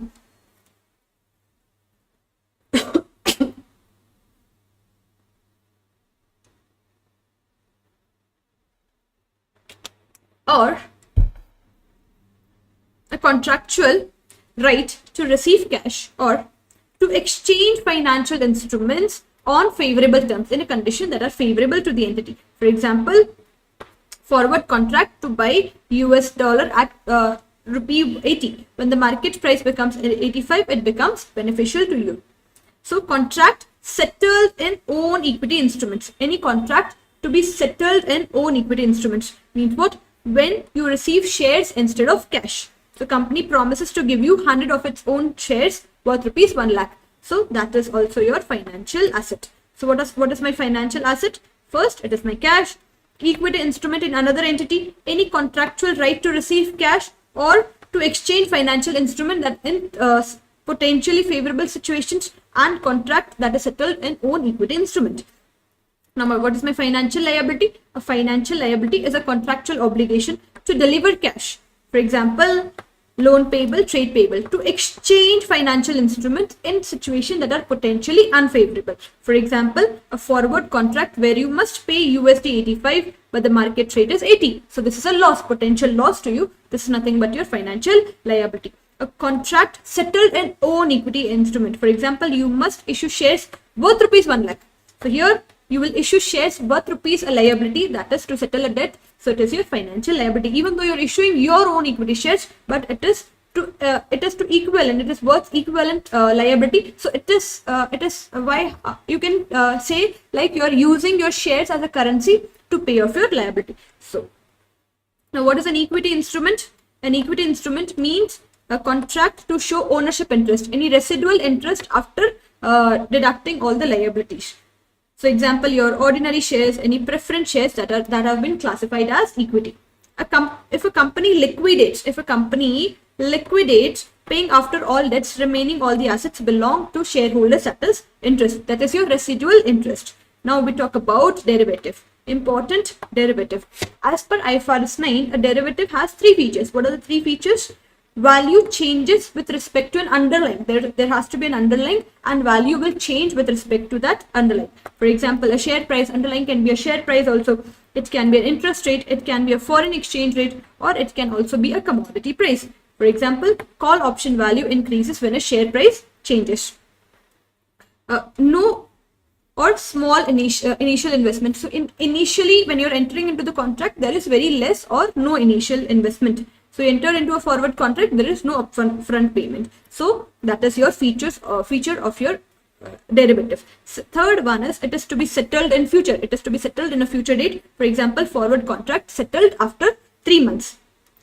Simple example of derivative is a forward contract to buy $10,000 after 3 months at a fixed rate. It depends on exchange rate. So my underlying is an exchange rate, no initial investment, and it is to be settled in future. Therefore, this is a derivative. Now, classification as a liability versus equity. Now, an investment is equity only and only if there is no contractual obligation. There is no contractual obligation to deliver cash or any other financial asset. So if there is an obligation, it is a financial liability. If there is no obligation, then it is an equity. So you will have to check, does the issuer have a contractual obligation to pay cash? If yes, it is a liability. If no, it is an equity. Now, financial liability, if a company must redeem shares for cash, must. Here I'm talking must. The company does not have an option. The company must redeem shares for cash, pay a fixed dividend compulsorily, repay the principal. In that case, you call it as what? A liability, a financial liability. So therefore, redeemable preference shares repayable after 5 years at a fixed amount is your financial liability. Therefore, it is a financial liability. Equity instrument. In equity instrument, what are the indicators you see? What is the meaning of equity instrument? There is no obligation to repay. Dividend is discretionary. You wish to pay, you will pay. You don't wish to pay, you will not pay. And no mandatory redemption. So in this case, there is no obligation for company. We call it as what? Equity. Therefore, it is an equity. There is no obligation to repay. So check if it is classified. Now, shareholder and stakeholder impact is very important, because if at all they ask you any question, you should be able to understand. If it is a liability, what will happen? It will increase the gearing. Your gearing ratio will increase. Interest cost will increase. If it is an equity, it will reduce the gearing. It will not have any P&L impact. Dividends goes to equity. So this is important. You all can just check. So when I'm talking about liability, it is compulsory. When I'm talking about equity, any payment that is discretionary in nature, that is your equity. Now we talk about compound financial instruments. What is the meaning of compound financial instruments? These are your hybrid instruments. They have features of both equity as well as liability.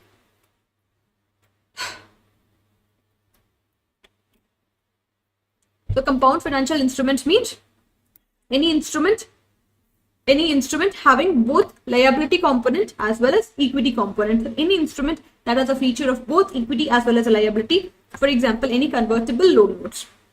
A company issues 10 lakh convertible loan notes rupees. So it includes loan that is to be converted into must pay interest and repay if not converted, and an option to convert into shares. So equity. So it has both features of a liability as well as equity. We call it as, what do? We must split it. You follow which accounting? You follow split accounting. So step 1, calculate the fair value of liability only. Discount the cash flows using the market rate of similar non-convertible options. So step 1 is you will calculate the fair value of your financial liability using the similar rate for non-convertible asset. Non-convertible debt. Step 2 is you will calculate equity, that is your residual value. So equity, how do you calculate your equity? Total proceeds minus fair value of your liability component. So liability, quick formula, liability is nothing but present value of your cash flows at a market rate. Equity is the balancing figure. Why we must split? Because interest expense must reflect the true borrowing cost, and equity part should not create any interest expenses. Now there's one more thing in your BPP material. We are talking about treasury shares. And what is a treasury shares? If the company wishes to buy back its own shares, how do you account for it? So very important rule, treasury shares are not an asset. They are treated as a deduction in an equity. Why not asset? Because you cannot own yourself, right? So I cannot say I own my own shares. So that is not possible. So if you're buying your own shares, return on capital to shareholders. So what is the accounting treatment when you buy back your own shares? You will debit treasury shares, that is equity deduction. You will reduce your equity. You will credit your cash. It does not go to P&L. No impact goes to your P&L. So no gain and loss is recognized on P&L on purchase, on sale or cancellation. Everything is to be adjusted within equity. For example, a company buys its shares, buy back its shares of 10,000 shares at 100 rupees. Treasury shares is what? 10 lakh rupees. 10,000 into 1,000. So this is to be treated as a deduction from equity. If later on you cancel it, you remove share capital and share premium. Difference is to be adjusted in retained earnings. Nothing will go to your P&L. Now financial contracts versus executory contracts. So what is the meaning of a financial contract as well as executory contract? So financial contract is nothing but that is a financial contract is covered under IFRS 9 and executory contract is not covered under IFRS 9. Now ma'am, what is a financial contract? If any contract can be settled in net in cash or by exchanging any financial instrument, it behaves like a financial instrument. So you will apply IFRS 9. So for example, a forward contract to buy oil. Instead of taking the deliveries, parties will settle the price difference in the cash. So there is no physical delivery, only money exchange. So this is a financial contract. So for example, in simple language, if I have to tell you all, let's say you and I entered into a contract to buy pizza. So I told you all, let's say on 10th of March 2026, I'll buy pizza from you, 10 pizza for let's say 100 rupees. Okay, for 100 rupees. We have prefixed the price also. If I actually on 10th of March, if I actually take the delivery of pizza, then it is your executory contract. Both of us are settling the contract by taking the delivery. But if we settle in net in cash, let's say the price of the pizza goes to 120 and I'm paying you, let's say extra 20 rupees is the what, if I'm paying you extra 20, I'm settling in net in cash. So this is nothing but your financial contract, that is your financial contract. It is covered under IFRS 9. Here you're settling, you don't intend to take pizza, you don't intend to take the delivery, rather you intend to settle net in cash. So if you're settling any instrument in net in cash, then we call it as financial instrument. Financial contract, it comes under IFRS 9. Executory contract. Now what is an executory contract? It is entered for a normal sale or purchase use. Here you will take the actual delivery, no net settlement in cash. You will actually take the delivery of the pizza. So here it is not an it is not a financial contract. It is not a financial instrument. It is outside the scope of IFRS 9 account only when goods and services are received. So chocolate company signs to a forward contract to buy cocoa beans for production. So no intention to, if you have intention is to receive bean, not to settle in cash. It is an executory contract. You will not settle this contract in you will not settle in net. Now derecognition. When do you derecognize a financial asset? Very, very important. A financial asset is removed when the contractual rights expire. For example, a customer pays a trade receivable, right to receive cash no longer exists. So you will have to derecognize your trade receivable, or the asset is transferred or sold. When you sell the asset, for example, if you transfer substantially, my dear friends, pay attention here, substantially all the risks and reward related to that asset have been transferred. If you have transferred all the risks and reward, you call it as what? You will derecognize the asset. If the answer is yes, you will derecognize. If you have transferred all the risks and reward related to the asset, please derecognize. Example, a company sells receivable to the bank without recourse. So without recourse, you have transferred all the risks and reward related to the ownership of that asset. Now a bank will bear the risk of default and company is no longer exposed. So you will remove the asset fully. Second is, if you have not transferred substantially all the risks and reward related to the ownership of that asset, you will not derecognize the asset. For example, a company sells a receivable but guarantees the payment only if the customer defaults. So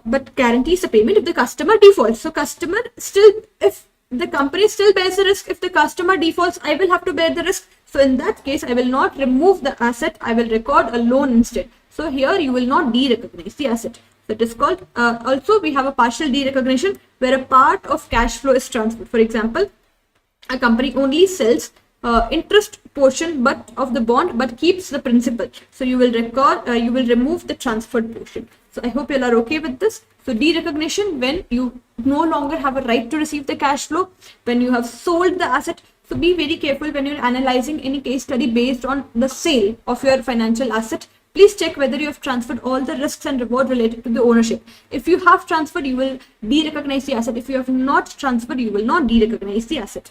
Now, derecognition of a financial liability.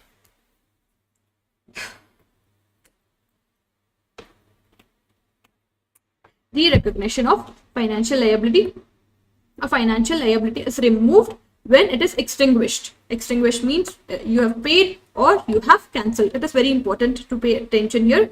Or it has legally expired. For example, loan repayment. I owed, let's say, 1 lakh rupees to bank. I've repaid it. So liability has been removed. Liability has been extinguished. Company repays the 10 lakh loan. So liability removed. Second, loan terms have been changed. So here you will have to apply modification accounting when borrower and lender change the terms significantly. So please pay attention. Very, very important. 10% test. You will have to check if new terms are changed. PV of cash flow increase by more than 10%, then you will apply what? Extinguishment accounting. You will derecognize the old liability and you will recognize a new liability.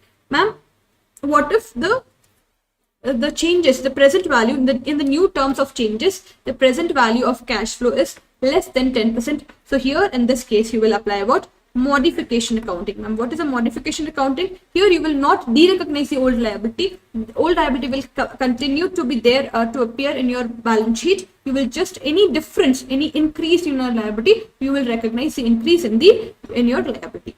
For example, your old loan present value is 9 lakh and your new loan present value is 10 lakh. So what is the difference here?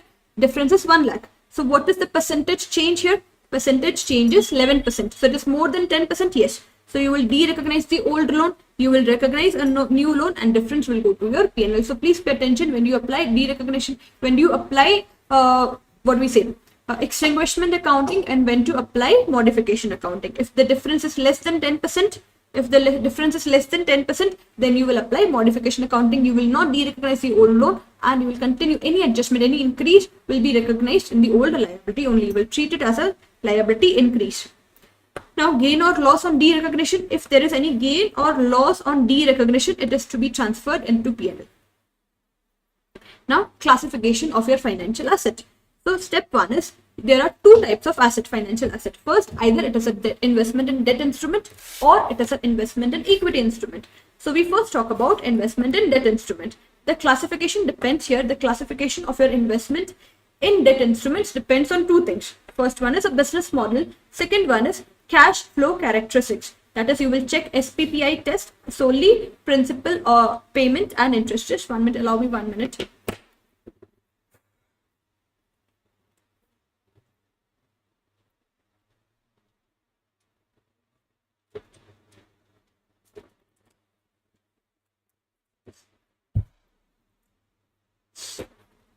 My dear friends, in investment in debt instrument, if your investment meets this definition, I mean business model and cash flow characteristics, that is, the cash flows are solely a payment of principal and interest, then you will have to check the business model test. What is the business model test?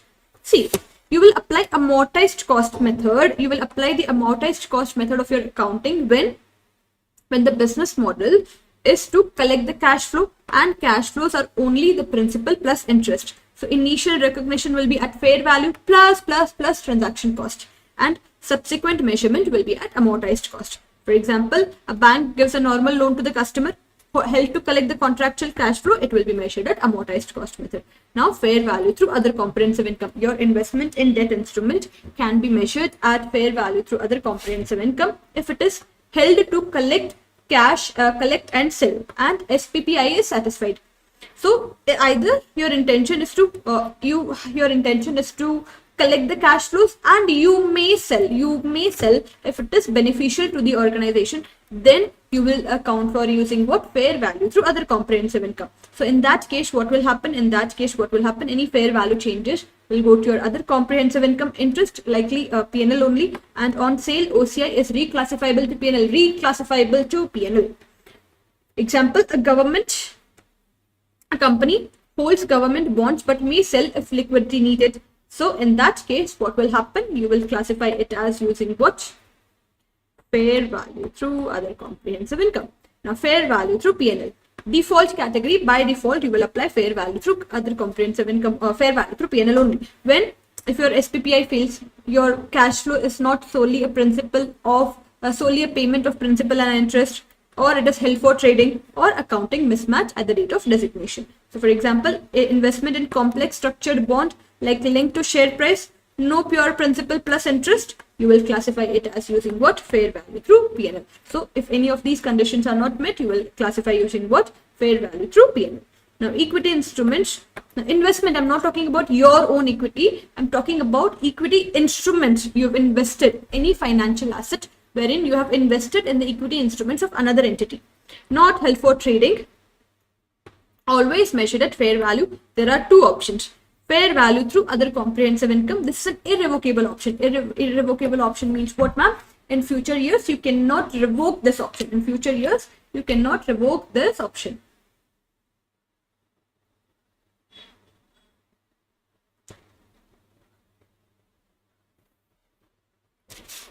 In future years, you cannot revoke this option. Any fair value changes, it goes to OCI. No recycling to P&L. On sale, you will not be able to recycle on the sale, and dividends will go to your P&L. For example, strategic long-term investment in another company. If you've held any investment in another company, so if you do not intend, if you choose to measure, you can choose to measure the investment at fair value through other comprehensive income. Any fair value changes will go to OCI. Please understand, it is not recyclable. If you have investment in this debt instrument, and if you choose to measure them at fair value through other comprehensive income, then it is reclassifiable to P&L. Here it is not reclassifiable to P&L. Okay. Now, fair value through P&L. Fair value through P&L if it is held for trading or no fair value through other comprehensive income election. So any fair value changes goes to P&L. So by default, generally every company elects to measure the equity instrument at fair value through P&L only. Here you have been given an option to measure your investment at fair value through other comprehensive income. Now, reclassification of your financial asset. A reclassification is allowed only and only when the business model changes. So my dear friends, I have a question for you all. Ask yourself, are investment in equity instrument, for example, it's a question, the ones who are attending, I'll answer this question at a later part of the video, but while you are studying, you all please ask yourself, can I reclassify? I have a question for you all.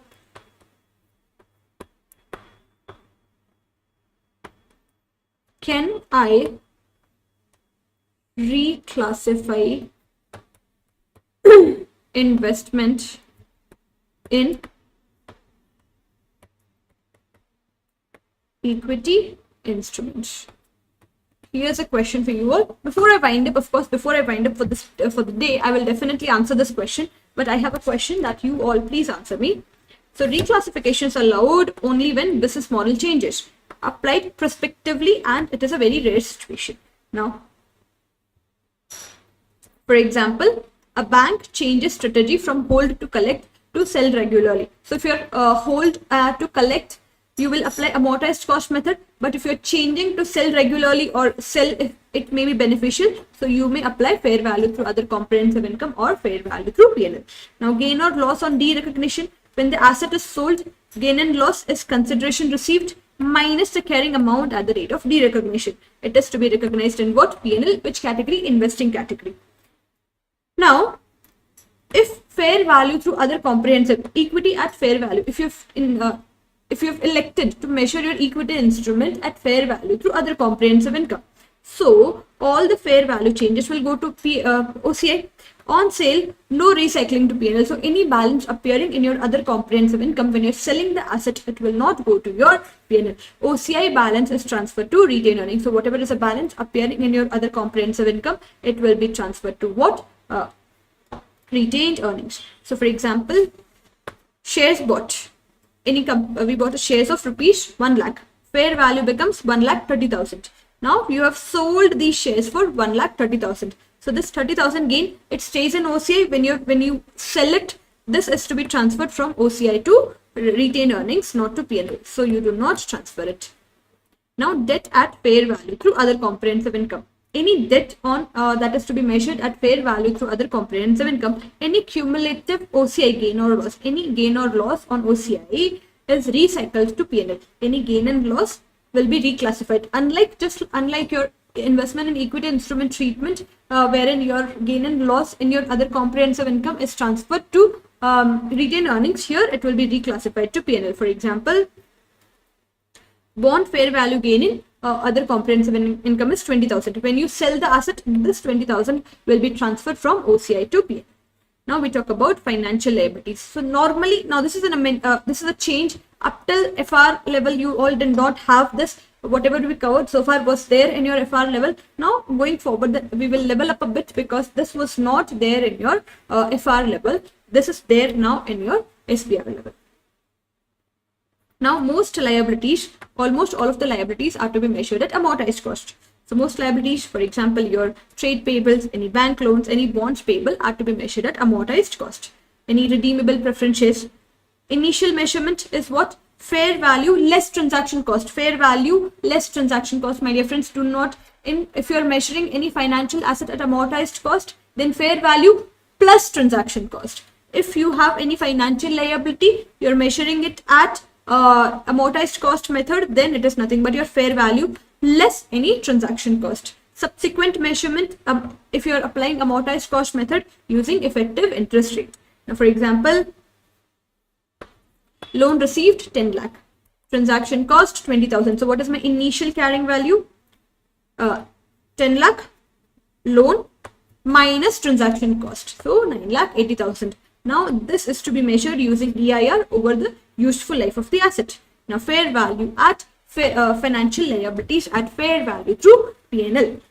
These are measured at fair value through P&L. When does this happen? If it is held for trading. Firstly, if your any financial liability is held for trading, for example, a company takes short-term derivative position to profit. So this is your financial liability. This is to be measured at fair value through P&L. And derivatives that are liabilities. Now, what is the meaning of derivatives that are a liability? These are your out of money derivative. Any forward contract with negative fair value, this is to be treated. This is to be measured using fair value through P&L.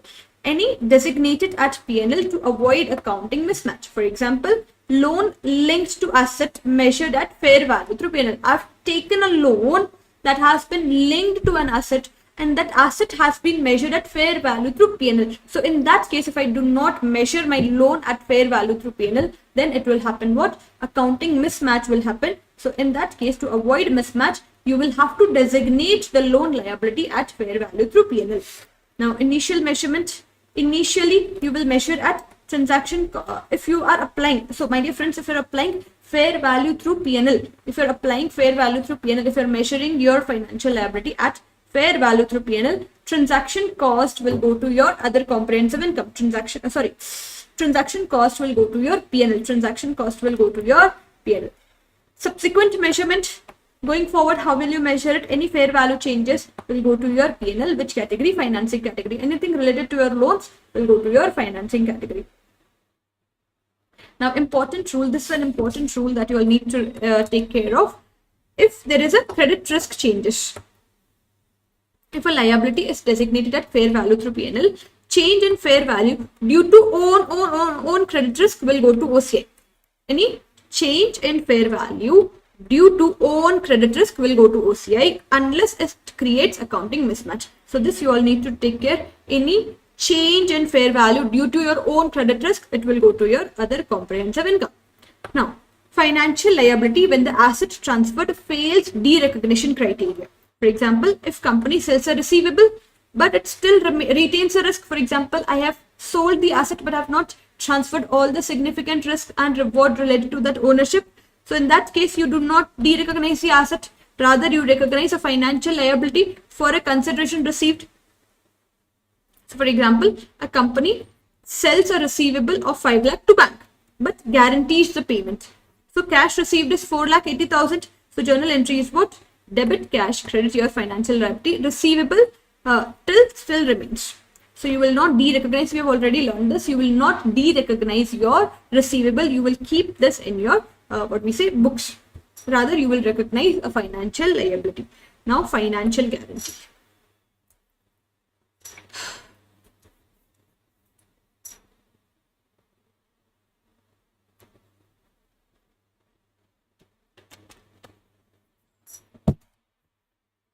Now, financial guarantee. Now, what is a financial guarantee here? We understand if I promise to, let's say, I have taken a loan and on my behalf, you promise that if Surbhi defaults, I will repay the loan.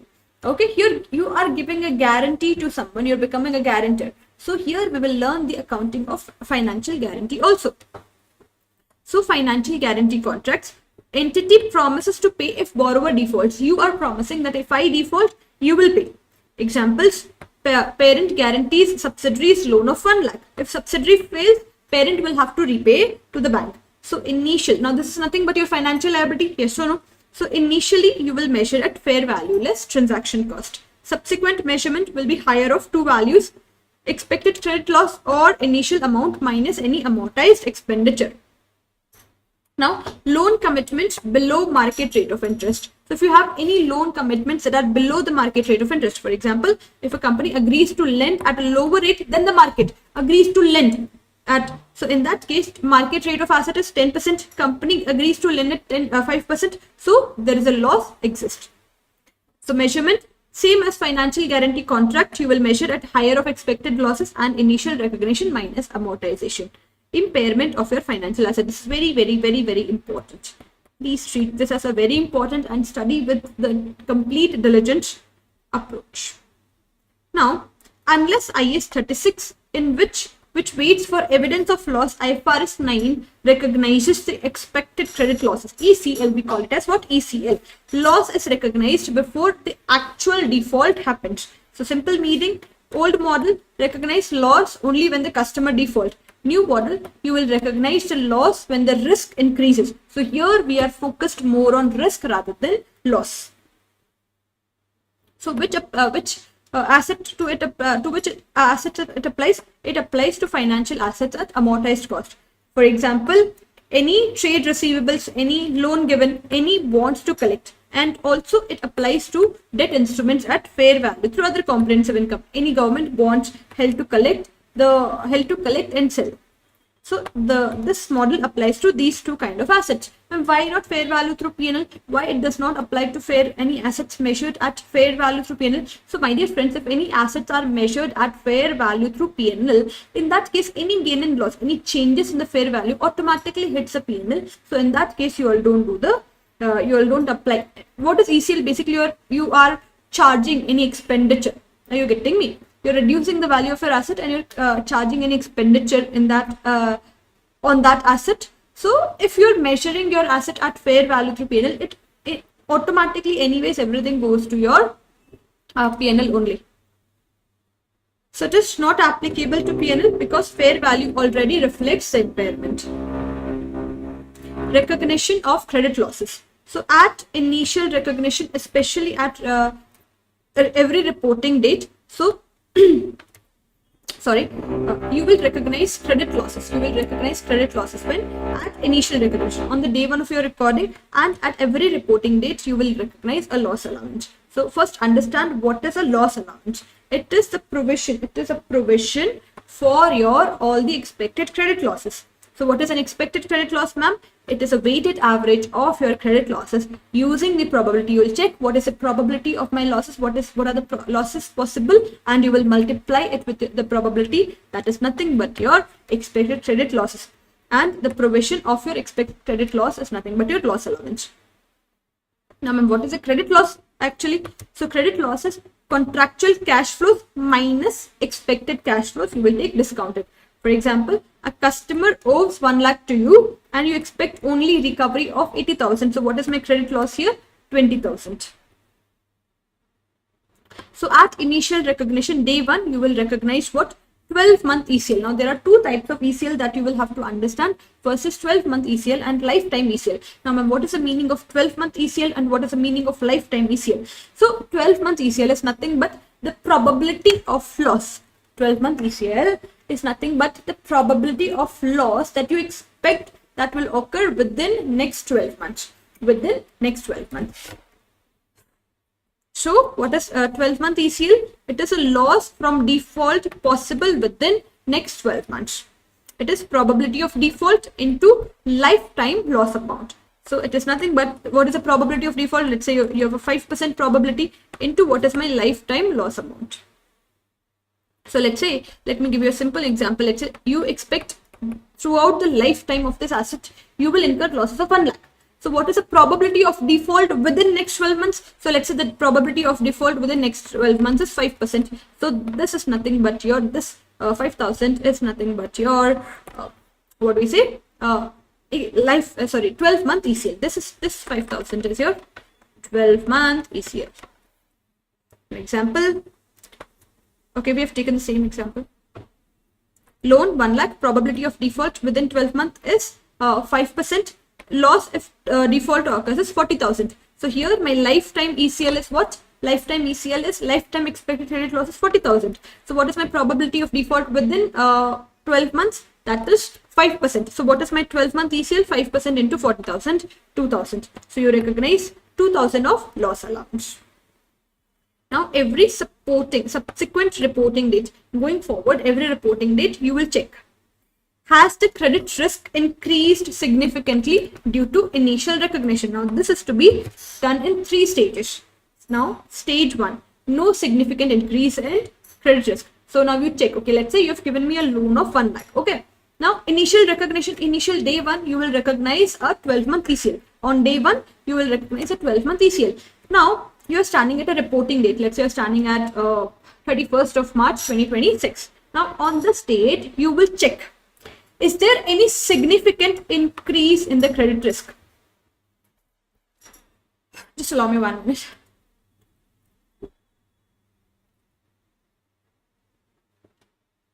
When you speak continuously, the throat stops throating. just like when you are studying for a long time, your brain stops braining. So like this, I've been continuously speaking, so my throat is like little bit here and there now. Just allow me 1 minute.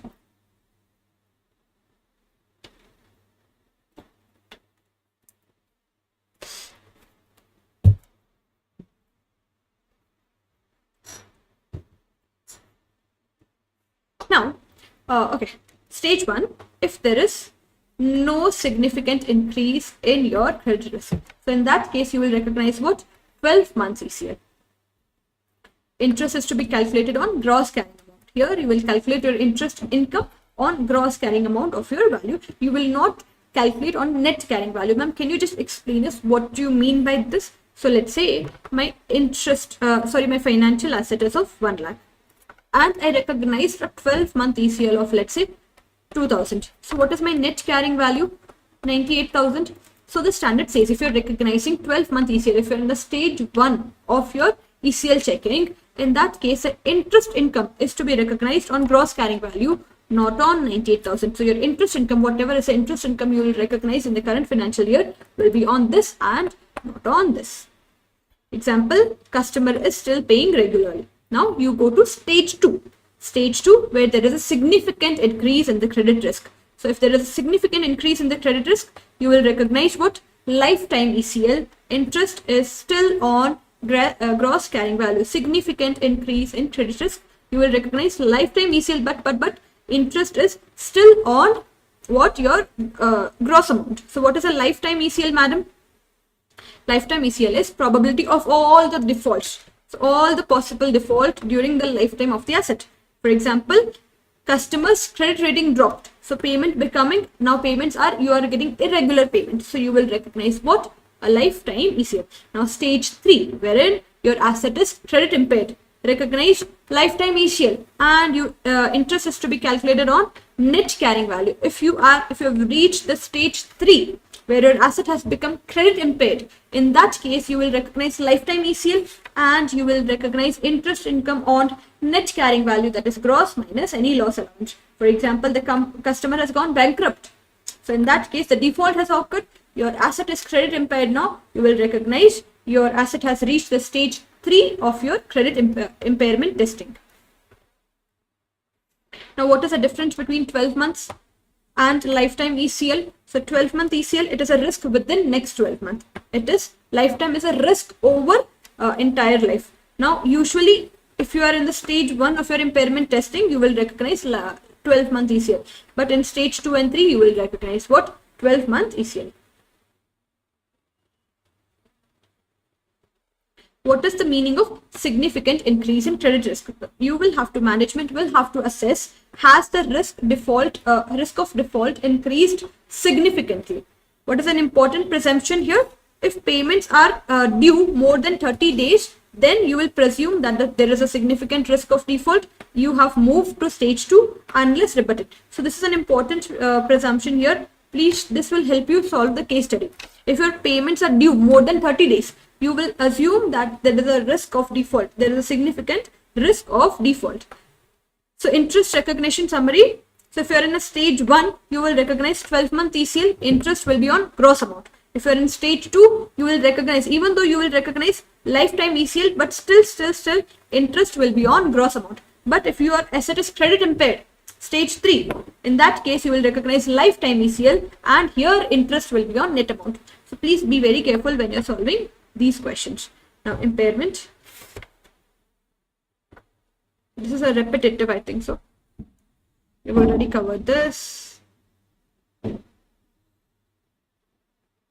Now we go to, with this we have completed our impairment also. Now we go to hedge accounting. You all know hedge accounting is very important. Now my dear friends, you have two types of hedge accounting in your syllabus. First one is your fair value hedge and the other one is your cash flow hedge. So we will cover within next 10-15 minutes, we'll cover both fair value hedges and cash flow hedge.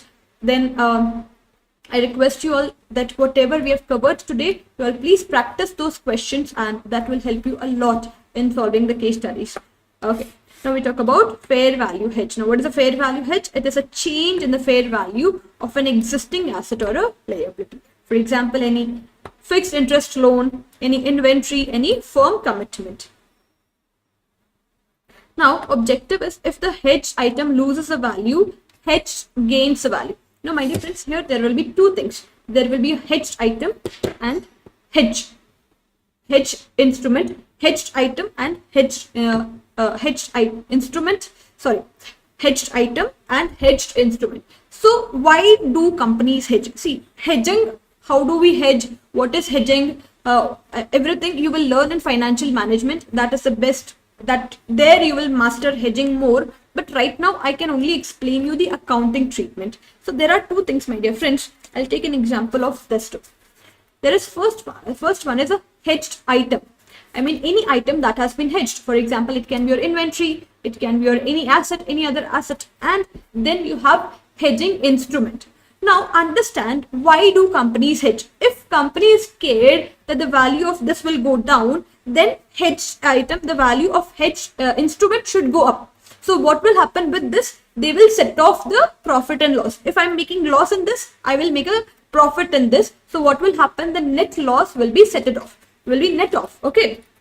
If I'm making a gain in this, so it will, I will make a loss in this. So can I say that your hedged item and your hedging instrument will always go in an opposite direction, If you understand this, your hedge will be very easy.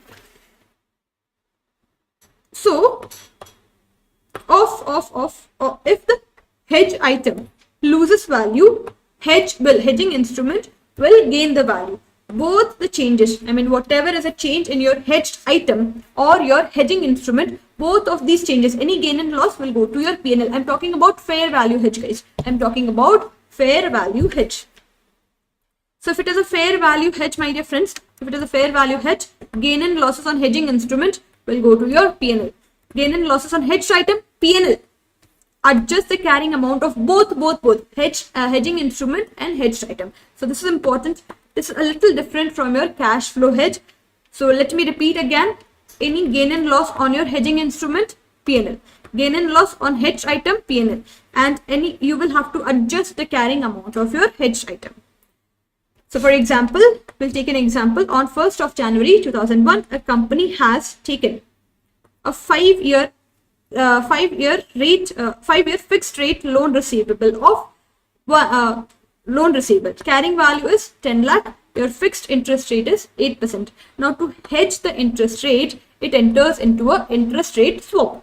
So on 31st of December, loan fair value decreases to 80,000. Sorry, not 80,000, decreases by 80,000, and swap fair value increases by what? 75,000. So now here, can I say loan? This is my hedged item. And this is my hedging instrument. So here, if you see, there is a loss in your hedged item. And since I told you all hedging item and hedged item and hedging instrument, they both go in the opposite direction. So here you have made a loss of 80,000 in your hedged item, and you have made a gain of 75,000 in your hedging instrument. So you will recognize both. You will recognize both hedging changes. So if I'm talking about hedged instrument, in your hedging instrument, it is an asset. You have made a loss. So you will recognize debit your derivative asset and you will credit your P&L. You will debit your derivative asset and you will credit your P&L. Step 2 is what? You will recognize the changes in hedged item. So you will debit your P&L since you have made a loss, and you will credit your loan. You will adjust the carrying value of your hedged item. You will adjust the carrying value of your hedged item. So this will also go to P&L. This will also go to P&L. So can I say in P&L my only loss? I have credited my P&L with 75,000 and I have debited my P&L with 80,000. So can I say net loss goes net loss? So only 5,000 that has gone to my P&L. So gain on swap 75,000, loss on loan 80,000. So net loss of 5,000 will go to your P&L. So here, what is a key point that you all need to remember? Both the movements will go to your P&L. This is the biggest example. This is very, very important. Here, both you will have to adjust both. You will have to adjust your hedged item as well as you will have to adjust your hedging instrument. Now we talk about cash flow hedge. What are we hedging here? You are hedging the risk of changes in future cash flows. Here, you are hedging what? The risk of changes in future cash flows. What are the examples here? Any variable interest payments, any forecast purchase of raw material, any foreign currency future foreign currency sale. So what is the objective here? You want to protect your cash flows from the volatility. So what is the accounting rule? Effective portion, the effective hedged portion will go to OCI and ineffective portion will go to your P&L.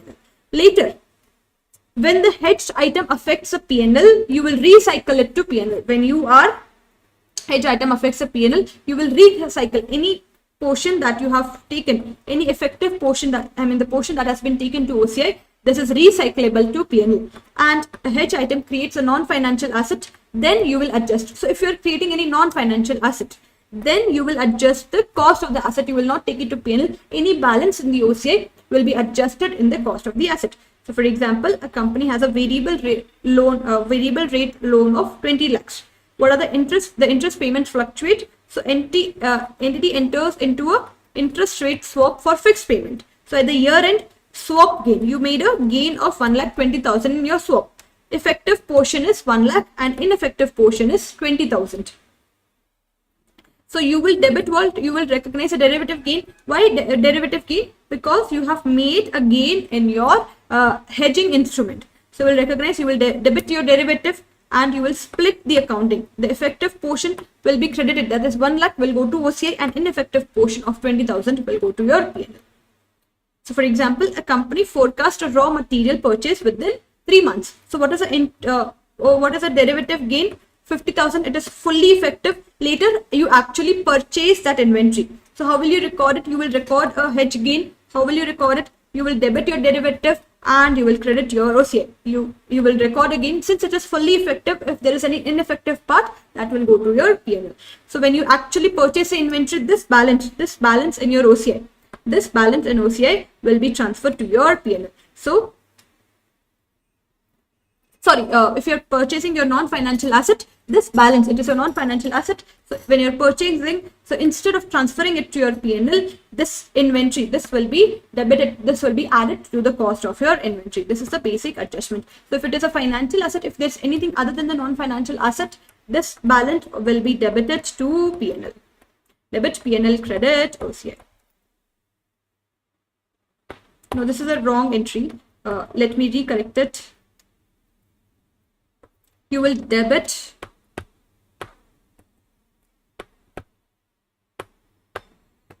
OCI and you will credit, because this balance will go to your OCI. Debit OCI, credit inventory. And if you are recycling it to P&L, what you will do, if there's you will recycle it to P&L, so you will debit OCI, credit P&L. So if you have any non-financial asset, usually they will give you examples of any PP purchased. If you have purchased any PP and anything like that, so in that case, you will do what? You will transfer it to your cost of the asset. You will increase the cost, increase or decrease, whatever. We have taken good sums. You please solve the sums in BPP material. Please practice as many case studies as possible related to your financial instruments, related to your all the assets, all the chapters that we have covered today. So with this, we'll wind up our today's marathon session. We have covered in short span of time, we have tried to cover the concept of each and every important chapter.